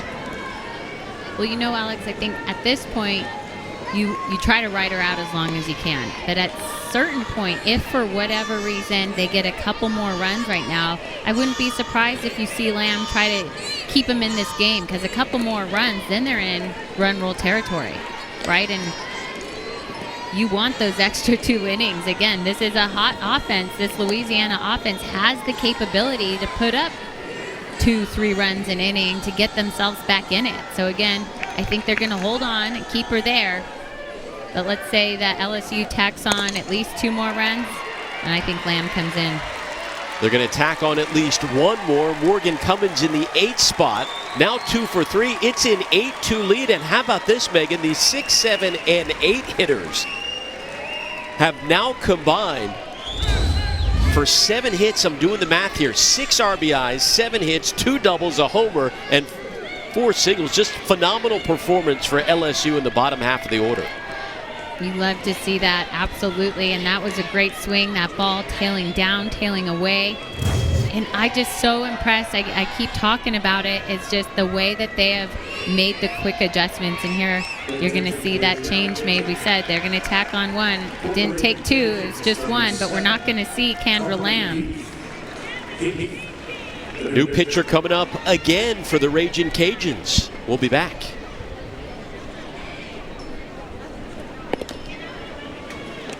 Pitcher of the game taken over for Louisiana. And how about this? It's Carly Heath, who as a batter delivered the pinch hit walk-off double last night in the 11th inning, but now she's in the circle. Yeah, for Heath, again, you're going to switch it up. Now you're back to a righty. So they started with the righty. They go lefty with Foreman, righty with Heath. And I wish I had something brilliant to say here on how to keep these batters off balance. But honestly, these LSU hitters, they are making adjustments. They're hitting drop balls. They're hitting balls that are 68 miles per hour. They're hitting the 58-mile-an-hour curve. They're sitting change. So these batters, 1 through 9, are just incredibly locked in right now. Allie Newland, the freshman, 0 for 2 so far. Carly Heath in the circle, undefeated in her career at 14-0.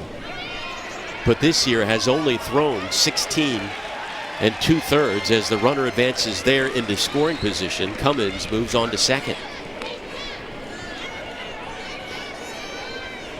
Well, and if you're Heath, I mean, you're trying to keep your team from getting run ruled right now, as hard as that is to believe. You're a 45-10 team on the year. Louisiana hasn't been run ruled at all this year. They're trailing 8-2 with a runner on second. Again, the run rule goes into effect in the 5th. Well, and that's why we heard from Coach Glasgow the last half inning is just hats off to LSU and their batters, the way they came out against Summer Allison. I mean, I don't think many people would have predicted that unless you're on the LSU staff. I mean, the fact that they were able to come out and get things going. Aaliyah Andrews, Sierra Briggs with the slaps, they were just driving that ball into the ground. Pleasance hit by pitch, and then Doyle with that big two RBI double. That set the tone. Then all of a sudden, the drop ball goes away. Now Ellison trying to go up in the zone, which I thought was the right call, too. I think you needed to change the eyes. Gutierrez goes yard on a rise ball.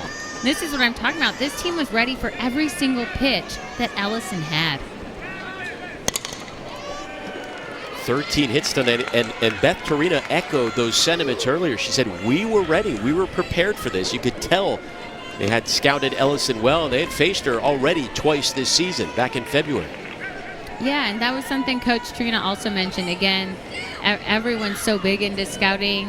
They need to be. That's the way our game's going, and I love it. But they've been holding on to games and video since early in the season. She mentioned it. She's like, we just keep them in our back pocket because usually we know we're going to probably face them in the postseason. Good idea by Torina, as Cummins will head back to second on the foul ball. The motto for LSU this year is, I love their motto, make it count, but not too much. They want to make the moment big, but Beth Torina told us you don't want to make the moment too big where you're overanalyzing things and thinking too much. So far, that motto has paid off in this regional. Yeah, and go figure. I believe it was Taylor Pleasance. Correct me if I'm wrong, but she was the one that really needed to make sure to not make it too big. And what she meant by that is you just start overanalyzing everything too much and you start overthinking. And when you get to that point as an athlete, then you're in a lot of trouble because you're not just see ball, hit ball. You're not keeping it simple at that point. Newland holds off, and she did go around. So Allie Newland with an inning-ending strikeout at the hands of Carly Heath, who comes out of the pen. LSU extends their lead to 8-2 as we move on to the 5th.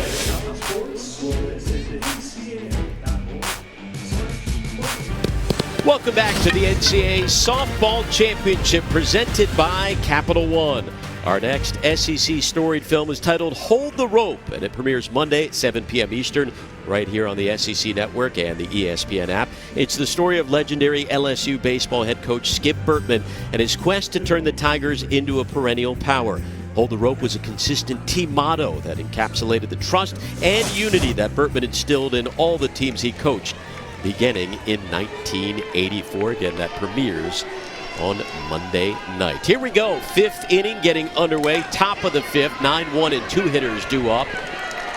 And immediately, as the first batter is retired, Megan, we saw this a lot. Alex Loeb and Megan Willis with you here covering this Baton Rouge Regional. We saw this a lot, especially late in the game against George Washington last night. Louisiana swinging at a lot of first pitches from the opposing pitcher. Yep, and again, it's all about fine if they're strikes, right? It's about making sure that if you're going to be aggressive, you're aggressive at balls that you can handle, and that last night is what we really saw, them just swinging themselves out of at-bats. There's another first pitch swing from Sierra Bryant. When Jerry Glasgow told us they were kind of poking the bear, I think he specifically was referencing that second inning when they had already put a run crossing the plate. They had a runner on second. Brian looked to be safe at first, but then she was called out for stepping out of the box who knows what could have happened later on in that inning, but instead the inning came to an end on that call. Yeah, absolutely. And that is a time where early in the game it's 5-1, or now at that point 5-2. You've got to keep pushing the gas pedal. You've got to keep putting the pressure on. And I like the bunt. It's not that it was a bad idea. She would have been safe. Just unfortunately, in the way the game's changed, your foot comes out of the box, you're out. And that's no surprise. That was added about 3 years ago. And umpires are all over that, as are catchers. But that was an easy full foot out of the box, nearly stepping in front of the plate. Again, in that inning, 2 of the first 3 batters had reached, 1 had scored. There was 1 on second, but Bryant called out to end the second. 1-2, chop past Sunserian, making its way to center. Second hit of the day for Bryant. Also led off the game with a home run.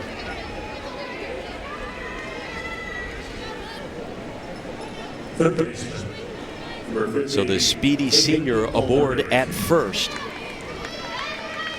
Entered the postseason with 35 stolen bases, tied for the 4th most in program history in a single season. So watch her over at first with 1 away, and Caitlin Alderink at the plate. And that one bounces off of Cummins. However, Ryan stays at first.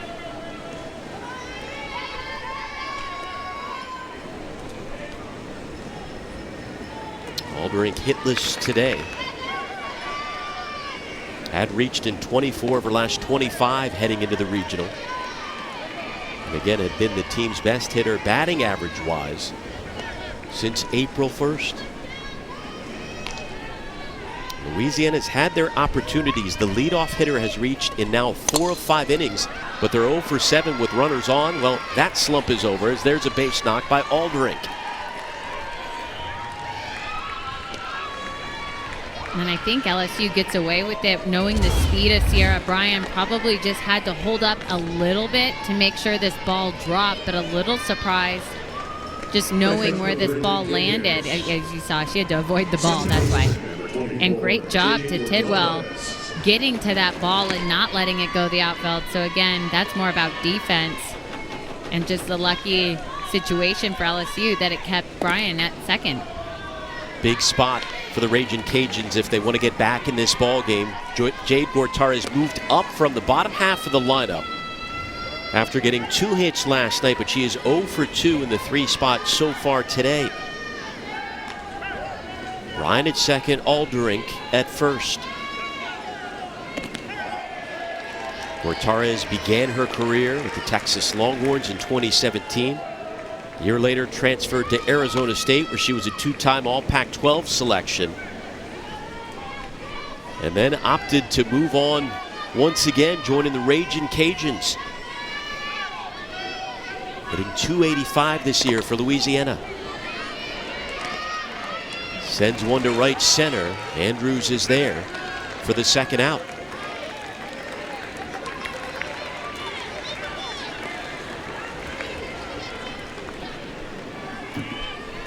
Two away, runners on the corners for the cleanup hitter, Justice Mills. Singled in the first inning and struck out in the third. Another player who was bumped up in the lineup is Jerry Glasgow, looking to get something going offensively. Raging Cajuns hitless with runners in scoring position so far today.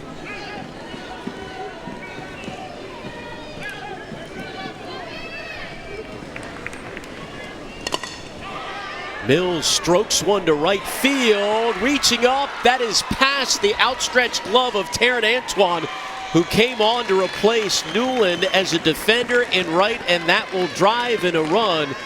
An RBI double for Justice Mills. That's huge right there, Alex. And right now, this is about playing to make sure you get a full 7-inning game in right here. You get the runners on, and this is what Coach Glasgow's talking about. You got to keep poking at that bear here. You get a ball you can handle, and you drive it. I mean, she gets all of that one. She's able to barrel it up. And a nice piece of hitting by the vet. Here's Alyssa Dalton. Singled in the fourth inning. Flew out to end the first. Dalton, who returned from injury just in time for the postseason. She missed 16 games earlier this year after injuring her hand. but she jumped back into the lineup for the final series of the regular season and then caught fire in the Sun Belt Conference tournament, batting .636 before heading into this regional.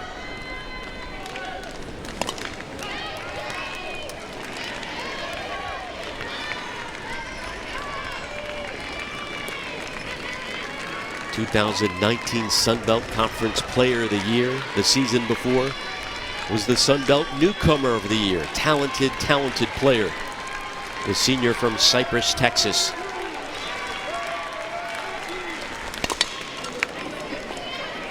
Over to second. Tidwell, routine play in the inning comes to an end.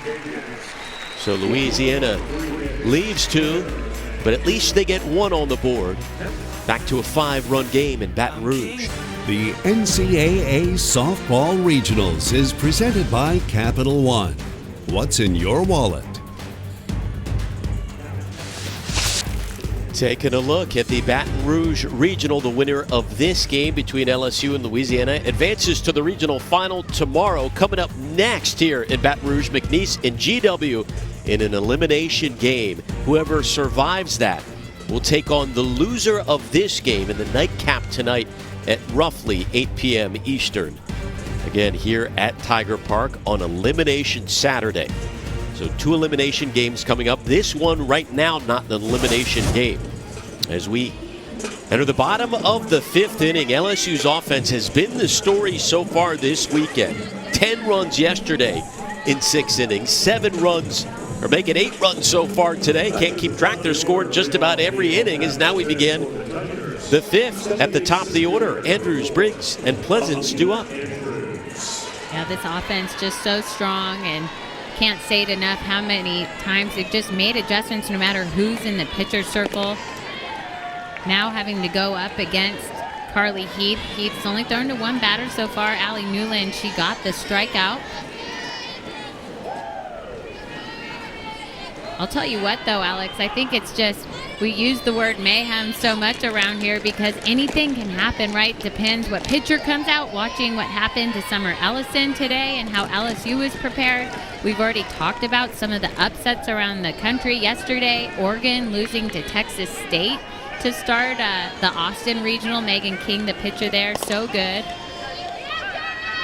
But a few of the other upsets that we've seen is JMU. JMU we know is good. We know about Odyssey, their pitcher, but she upset Tennessee. So Tennessee's the host 9 seed, but JMU's in that championship game. I think the other big one we talked about, Georgia upsetting Duke. They're going to be in that championship game. And then one big one, Notre Dame comes up big with a 12-3 win against Kentucky, putting them in that championship game against Kentucky, the 14 seed. And little note here, Notre Dame never has made it to Super Regionals, and Notre Dame has had some really talented squads over the years. So lots of mayhem, lots of parity, and that's what we love to see, right? That's how we know our game's growing so much is, yeah, okay, we can set these seeds, but really these 2, 3, even 4 seeds, they're tough teams out there, Alex. Well, we witnessed it here last night. George Washington, who had never been to the NCAA postseason before until this year, took Louisiana, who had the 3rd most wins in the nation, to 11 innings before finally winning 1-0. You just don't know. And there is GW and their head coach Shane Winkler waiting in the wings. They will take on McNeese in that elimination game. Coming up after this, close play at first, but Briggs is retired. That was an awesome play right there by Dalton. The fact that she was able to get rid of that ball so quick, and nice job by Mills holding on to it. She almost got herself in trouble stretching early before getting that ball, but able to recover nicely. So 2 away for Taylor Pleasance, who after getting hit once all year has been hit twice. That one bounces past the pitcher. Gortarez unable to make the play. And Pleasance reaches for the 3rd time today, a smile on her face as she comes up with her first hit, hustling over to first. This one had a lot of English on it, Alex. Watch right off the end of the bat. I mean, there's You thought it was bouncing to the right. It hits the ground, goes the opposite direction. I just really don't think. And then after going off the hill of the glove of Heath, no one was getting that one. Hot potato. Nobody could hang on, so the inning continues. Here's the cleanup hitter, Amanda Doyle, 2 for 3. Double and a single make it 3 for 4. Well, you'd have to say right now, certainly early, but the most outstanding player, at least most outstanding hitter of this regional, Amanda Doyle, 3 hits today, 2 homers yesterday. Yeah, I mean, seeing beach balls, pretty much. I mean, she's just anything close, she's there. And even that one, she was out front, Alex, but still able to barrel it up. So strong, just drive it right past third base. Here is Georgia Clark. Now 14 hits on the day for LSU. Clark, one of the few batters yet to reach. Clark and Newland, the only LSU starters yet to reach base. She did homer earlier this season against the Ragin' Cajuns.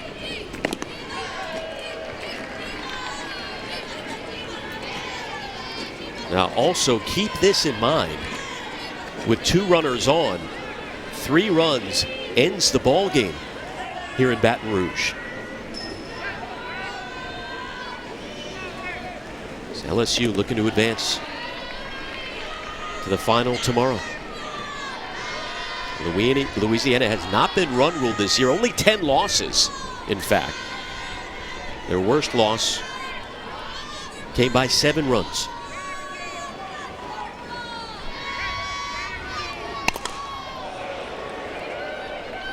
Clark smashes one, but that's foul towards the pen.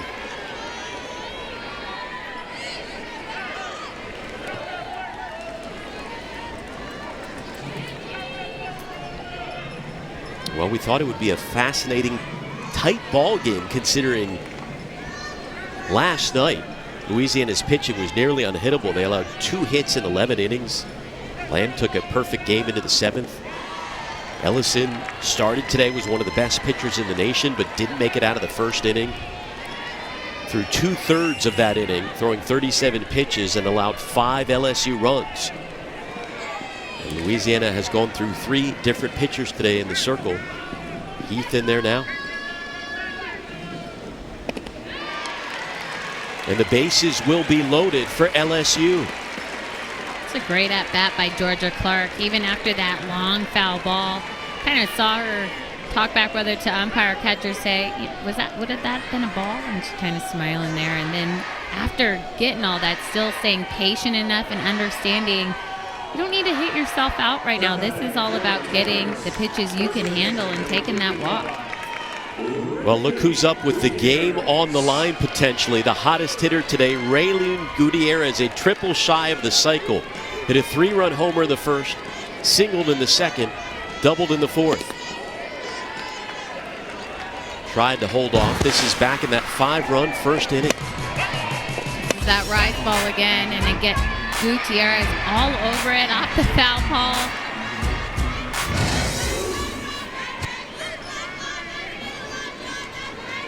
Again, 3 more runs ends the ball game. Gutierrez to left field. Tally is there, and the inning comes to an end. A big out for the Ragin' Cajuns as they keep this one going. We move on to the 6th inning here in Baton Rouge. Alex Loeb and Megan Willis with you here for the Baton Rouge Regional. So far, the story of the weekend has been LSU's offense. They have scored a total of 18 runs in 10 innings between yesterday's game, their run rule win over McNeese, and today's combined. Gutierrez hot at the plate, a triple shy of the cycle.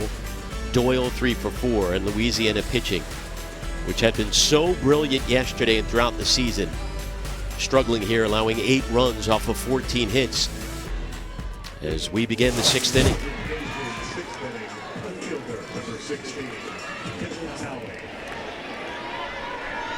Louisiana trying to get something going at the plate. They had 3 on in the last inning. They only able to score 1 run. They've had their moments, had their opportunities, but just 1 for 6 with runners in scoring position today, and 2 for 11 with runners on. tally over to short. Pleasance is there. Yeah, you know, Alex, we talked about it in the Open last night. I mean, the big question was more so how Louisiana was going to bounce back and be able to get their bats going. Sierra Bryant set the tone with that home run. It's like, oh, okay, here we go. We're ready to go. And then a completely different story with Summer Ellison coming out there, and LSU just all over her, scoring the 5 runs in the first. So, again, going to go back probably to the drawing board, Louisiana is, and figure out, okay, now how do we get both of these things working together at the same time, pitching and offense? This is very unlike Louisiana allowing 8 runs today.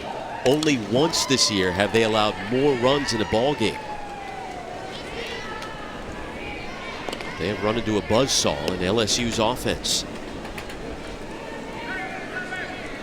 Winner moves on to the regional final. The loser today will play in the 3rd game tonight, the nightcap here from Tiger Park, against the winner of McNeese and George Washington, which is coming up next.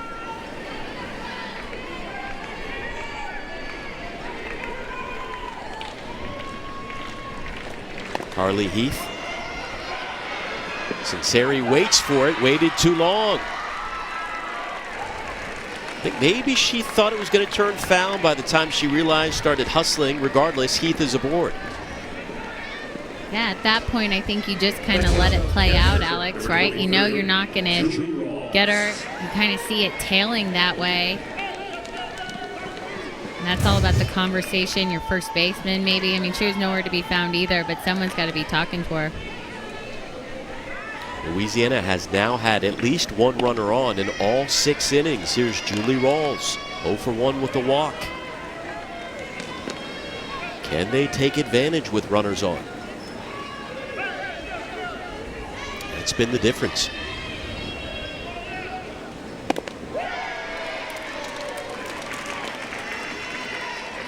Well, I definitely don't think that Louisiana should have come out here and scored 5, 7 runs against Sinceri. I still think they're doing a good job. They've got the 3 runs. They're getting the hits. You're right. I think you still go back to that 2nd inning with Bryant being out of the box with a runner on second. That is the biggest thing that I noticed, that's when they really needed to get at least 1 more run across.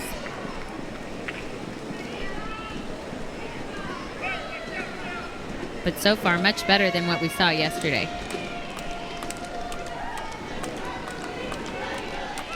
One-two to Rawls, pitch number 91 on the day. And another strikeout of Rawls for Sinceri. That's her 4th overall, 2nd getting Rawls. Sinceri does a great job tucking this in. Tight and inside. You see that nice late break, especially with where Rawls is standing. I mean, she just made that pitch basically break around her knees. That was dirty. Louisiana now 2 for 12 with runners on. A 167 average. Here is Sophie Piscos, the freshman catcher. Scored the game-winning run last night in the 11th inning. I love how Sinceri is just hammering the inside corner right now. Again, right inside. Not afraid to go in and not afraid to still make it dance back there.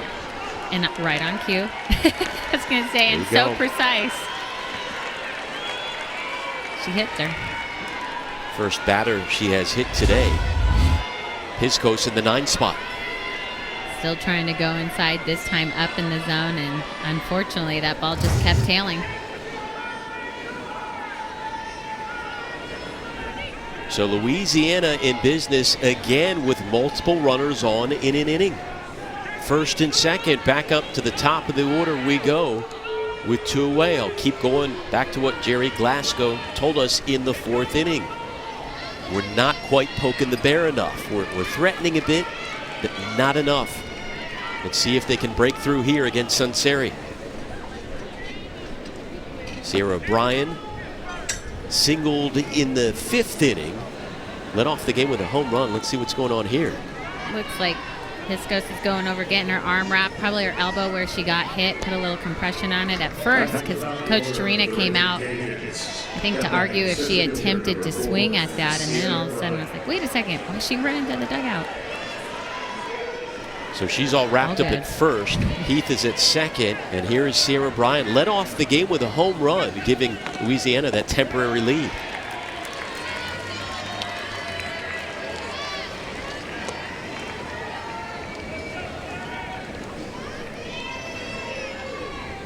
Bryant played 4 years at Georgia, delivering the second most triples in program history. After 2020, wanted to play elsewhere. She knew Jerry Glasgow. In fact, he was the very first coach to recruit her back when she was in high school, and he was an assistant with Georgia. And all these years later, he said, hey, let's do it one more time.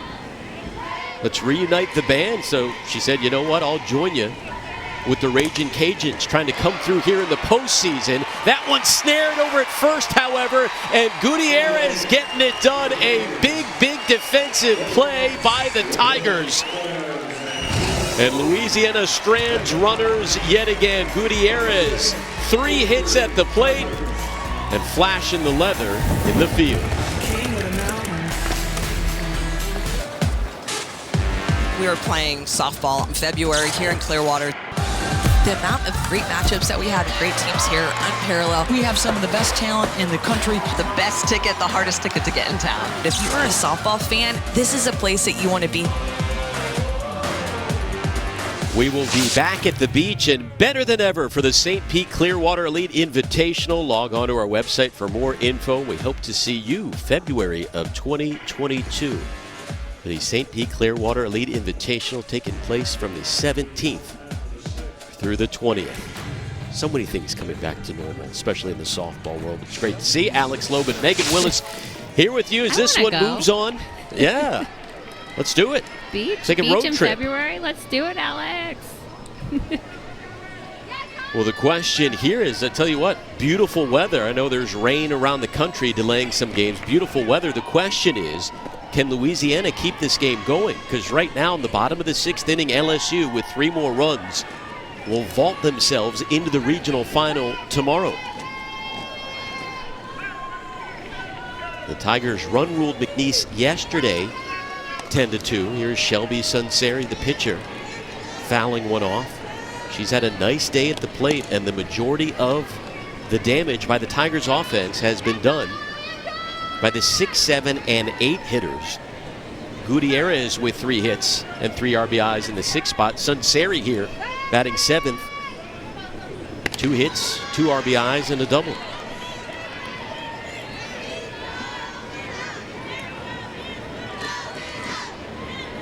I just think it's so great for LSU, the fact that, again, like you keep mentioning, all the hits at the bottom half of the lineup, but the same thing yesterday, right? Sunseri helps her cause out big time. Helping her cause out here. That's career home run number 33 for Shelby Sunseri.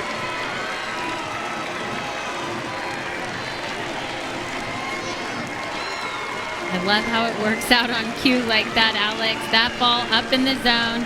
She's in the circle for the 2nd time in a row. Yesterday she had the home run. Today she has a home run. This ball all over the heart of the plate, and she makes Heath pay. What a performance by Sunseri. 3 for 4, a single, a double, and a home run. Here comes Morgan Cummins, who has 2 hits in the 8th spot and has driven in a run. Sunseri getting congratulated. A strong performance by the junior in the circle and obviously as well at the plate.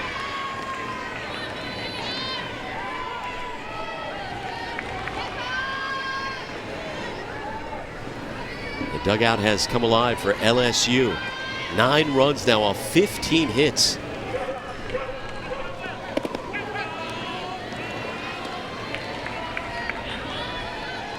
Again, 2 more runs by LSU will put this one in the books. if the score holds true, LSU is done playing today. They'll wait for the regional final tomorrow, and Louisiana would go on to play in the nightcap tonight against the winner of George Washington and McNeese. So 2 elimination games coming up in Baton Rouge after this on Elimination Saturday.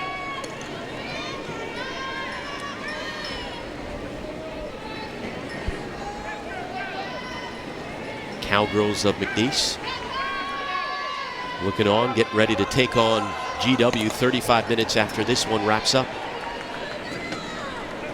You know they're excited about the sunny weather, blue skies. Rain everywhere. There's been rain in Louisiana since Monday. Rain and flooding across the state.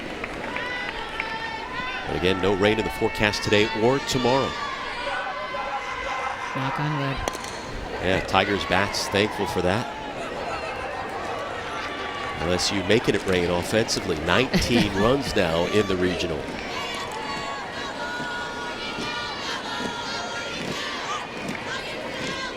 And just so good to see that last shot there. The fans in the stands. Again, it's postseason. Sure, you're going to get yourself up and that adrenaline's already there because you're playing for something bigger. You want to get to the World Series, but then you add the extra component of the fans, and it just feels so much better.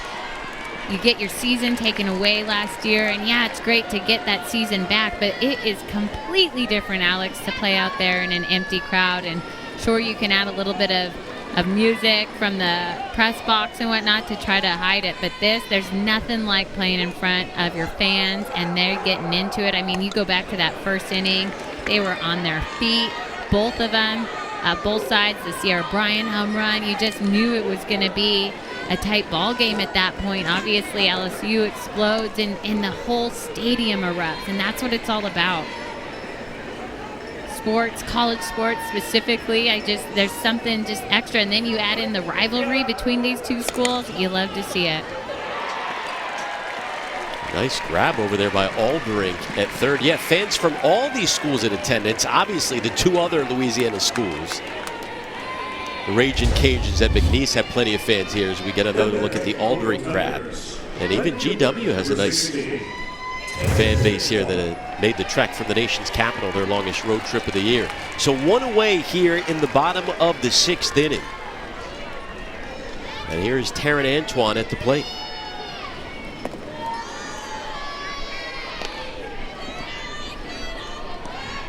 Newland started in that 9 spot but went hitless.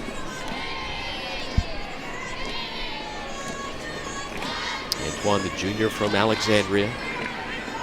A nice freshman campaign in 2018. Infield taking care of business for Louisiana.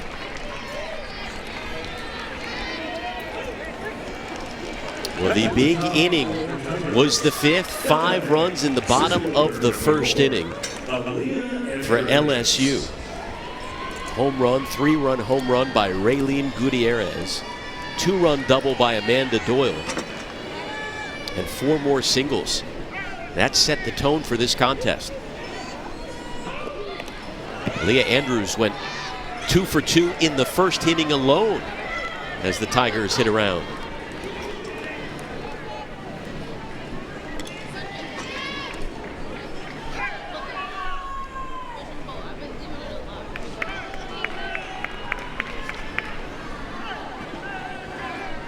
Beth Torina mentioned to us that she's had one Andrews or another play for her in 9 of her 10 years. A good portion of that, Aaliyah, and before that, her older sister, AJ Andrews, the All-American center fielder. I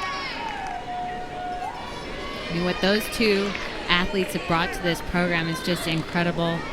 Not only just their athleticism, but I mean, they are highlight reel after highlight reel. The amount of top 10 plays that we've seen in SportsCenter between the 2 of them, just so insane. I mean, there's nothing they can't catch between the 2 of them.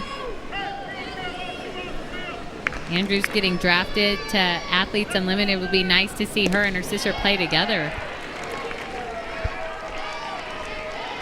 Made so many fantastic grabs. I mean, you get worried when she doesn't make a crazy diving grab in the outfield. It has become beyond routine for Leah Andrews.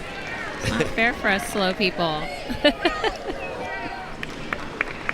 2-2 with 2 away. Another base hit for Andrews. That one is going to roll all the way back to the wall as they were playing in. She's flying around the bases and slides in with a 2-out triple. You know, this was a key for LSU. They were able to get on the board 10 runs yesterday, really without a whole lot of Andrews making noise at the top of the lineup. This is her 3rd hit of the game. And just shows you, as we're talking about her speed, just how fast she is, that she's able to get into 3rd easily, driving it to left center. And more importantly for the Tigers, the winning run is now at the plate. They are trying to run rule their way to the regional final. Here is Sierra Briggs. She has 2 hits on the day. Another nice grab. Who These needs a fans glove? are prepared today. Yeah. Yeah. Hopefully they have the sunscreen out too. It looks brutal. Well, we saw a number of these pictures earlier, just covered in sweat in the circle. Again, in the mid-80s. You know it's Here humid. in Baton Rouge. Yep.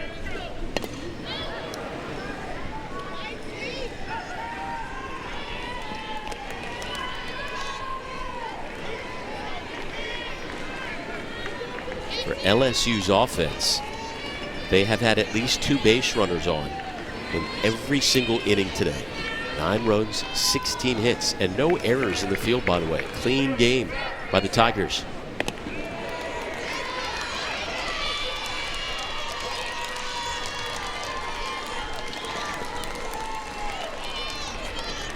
Briggs hitting .331. And nearly .360 with runners in scoring position. She has one here with Andrews at 3rd. Sends one to left field into foul territory, and Talley unable to end the inning.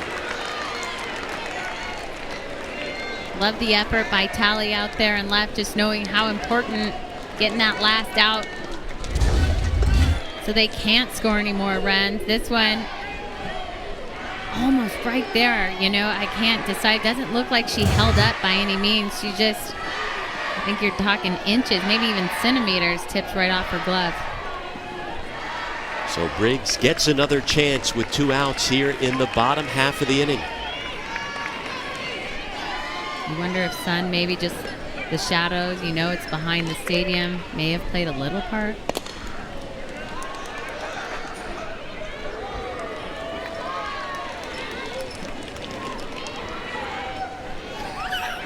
I love the discussion that's going on here. She made the grab. No sharing going on. That's okay. You earned it. Yeah, if you're going to catch it, I'm not giving it away, especially without a glove on. 1-2. This one is mashed to right field into foul territory. In the bullpen. Is that Ellison back there? Got her back to the plate.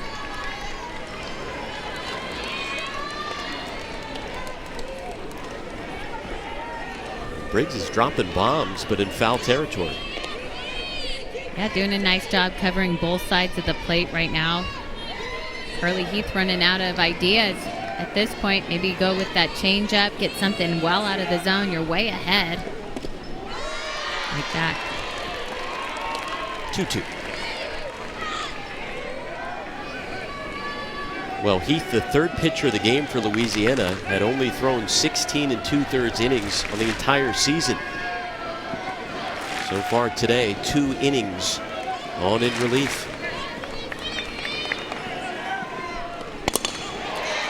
That one over a leaping Dalton. Andrews is going to come home, and LSU is now 1 run away from run-ruling Louisiana and heading to the regional final. That was a really, really good at-bat from Sierra Briggs there, Alex. We are talking about just how she was covering the plate. She was going deep into the count. Foul balls left side, foul balls right side. This time, this pitch, she's able to to stay on just a little bit more. She didn't get underneath it. She was able to stay on plane and drive it. Nice little dance. Here we go. Yeah, Taylor Pleasance with a chance to seal it. The SEC Newcomer of the Year has been hit by a pitch twice and also singled in the 5th inning. Winning run on it first in Briggs.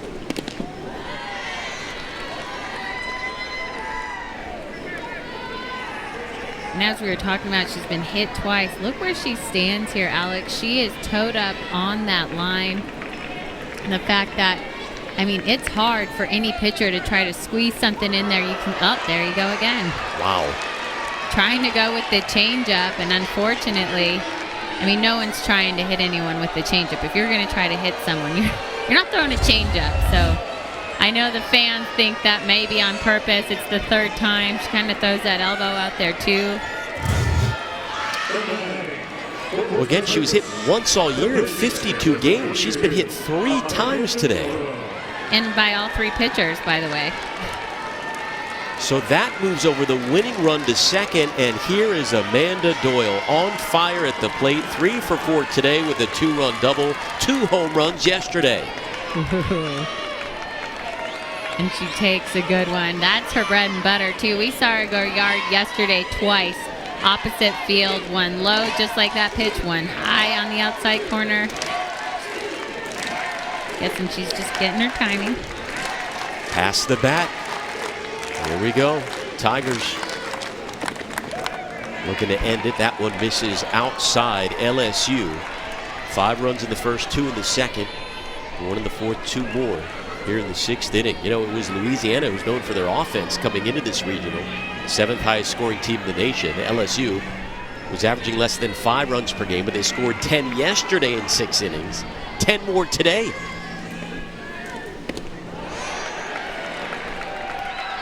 And Doyle with the inning-ending strikeout. So we play on here in Baton Rouge, Louisiana, down to their last 3 outs of the contest. 7th inning on the way. 3 outs away from sending her team to the regional final tomorrow. And speaking of that, it's now time for our Capital One Player of the Game. And it goes to Shelby Sunseri, has limited the 7th highest scoring offense in the nation to 3 earned runs. And offensively, not bad either. 3 for 4 at the plate with a home run. Yeah, and a couple RBIs as well. And the fact that this is now her 2nd start of the tournament, full complete games, 2 home runs in the tournament as well. I'd have to say Shelby Sunseri's definitely come to play this weekend. 3 outs away from her 9th complete game of the season, facing the 2, 3, and 4 hitters here in the 6th inning. Sunseri picking up win number 10 yesterday against McNeese.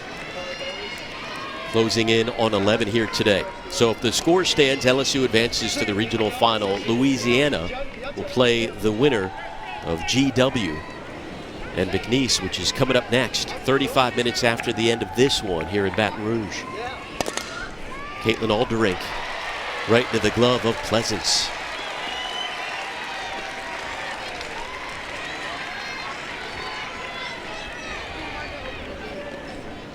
The Raging Cajuns down to their last 2 outs of the contest.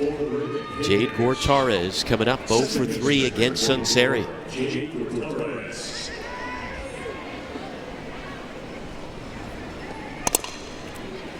Swinging away at the first pitch. Tidwell is there, and the scoop by Gutierrez. 2 outs here in the 7th. Jerry Glasgow, that 3 holes kind of been cursed right now for him. Gortarez gets moved up because she gets the 2 hits yesterday, hitless today. So again, wouldn't be surprised later this evening you see this lineup kind of get changed around again. Louisiana down to their last out. Sunseri, 71% of her pitches today have been strikes. She has been strong in the circle. Just 1 walk compared to 4 strikeouts. Justice Mills trying to keep this game going. She's 2 for 3 with a double and drove in a run in the 5th inning.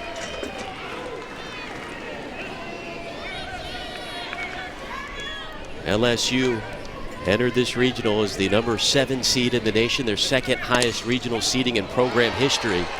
Hand off over at third. Doyle on to first, and the ball game is over. LSU headed to the regional final with a 10-3 win. For Megan Willis, I'm Alex Loeb. Thanks for watching. Now we send it over to Ole Miss and Arizona. We'll see you next time.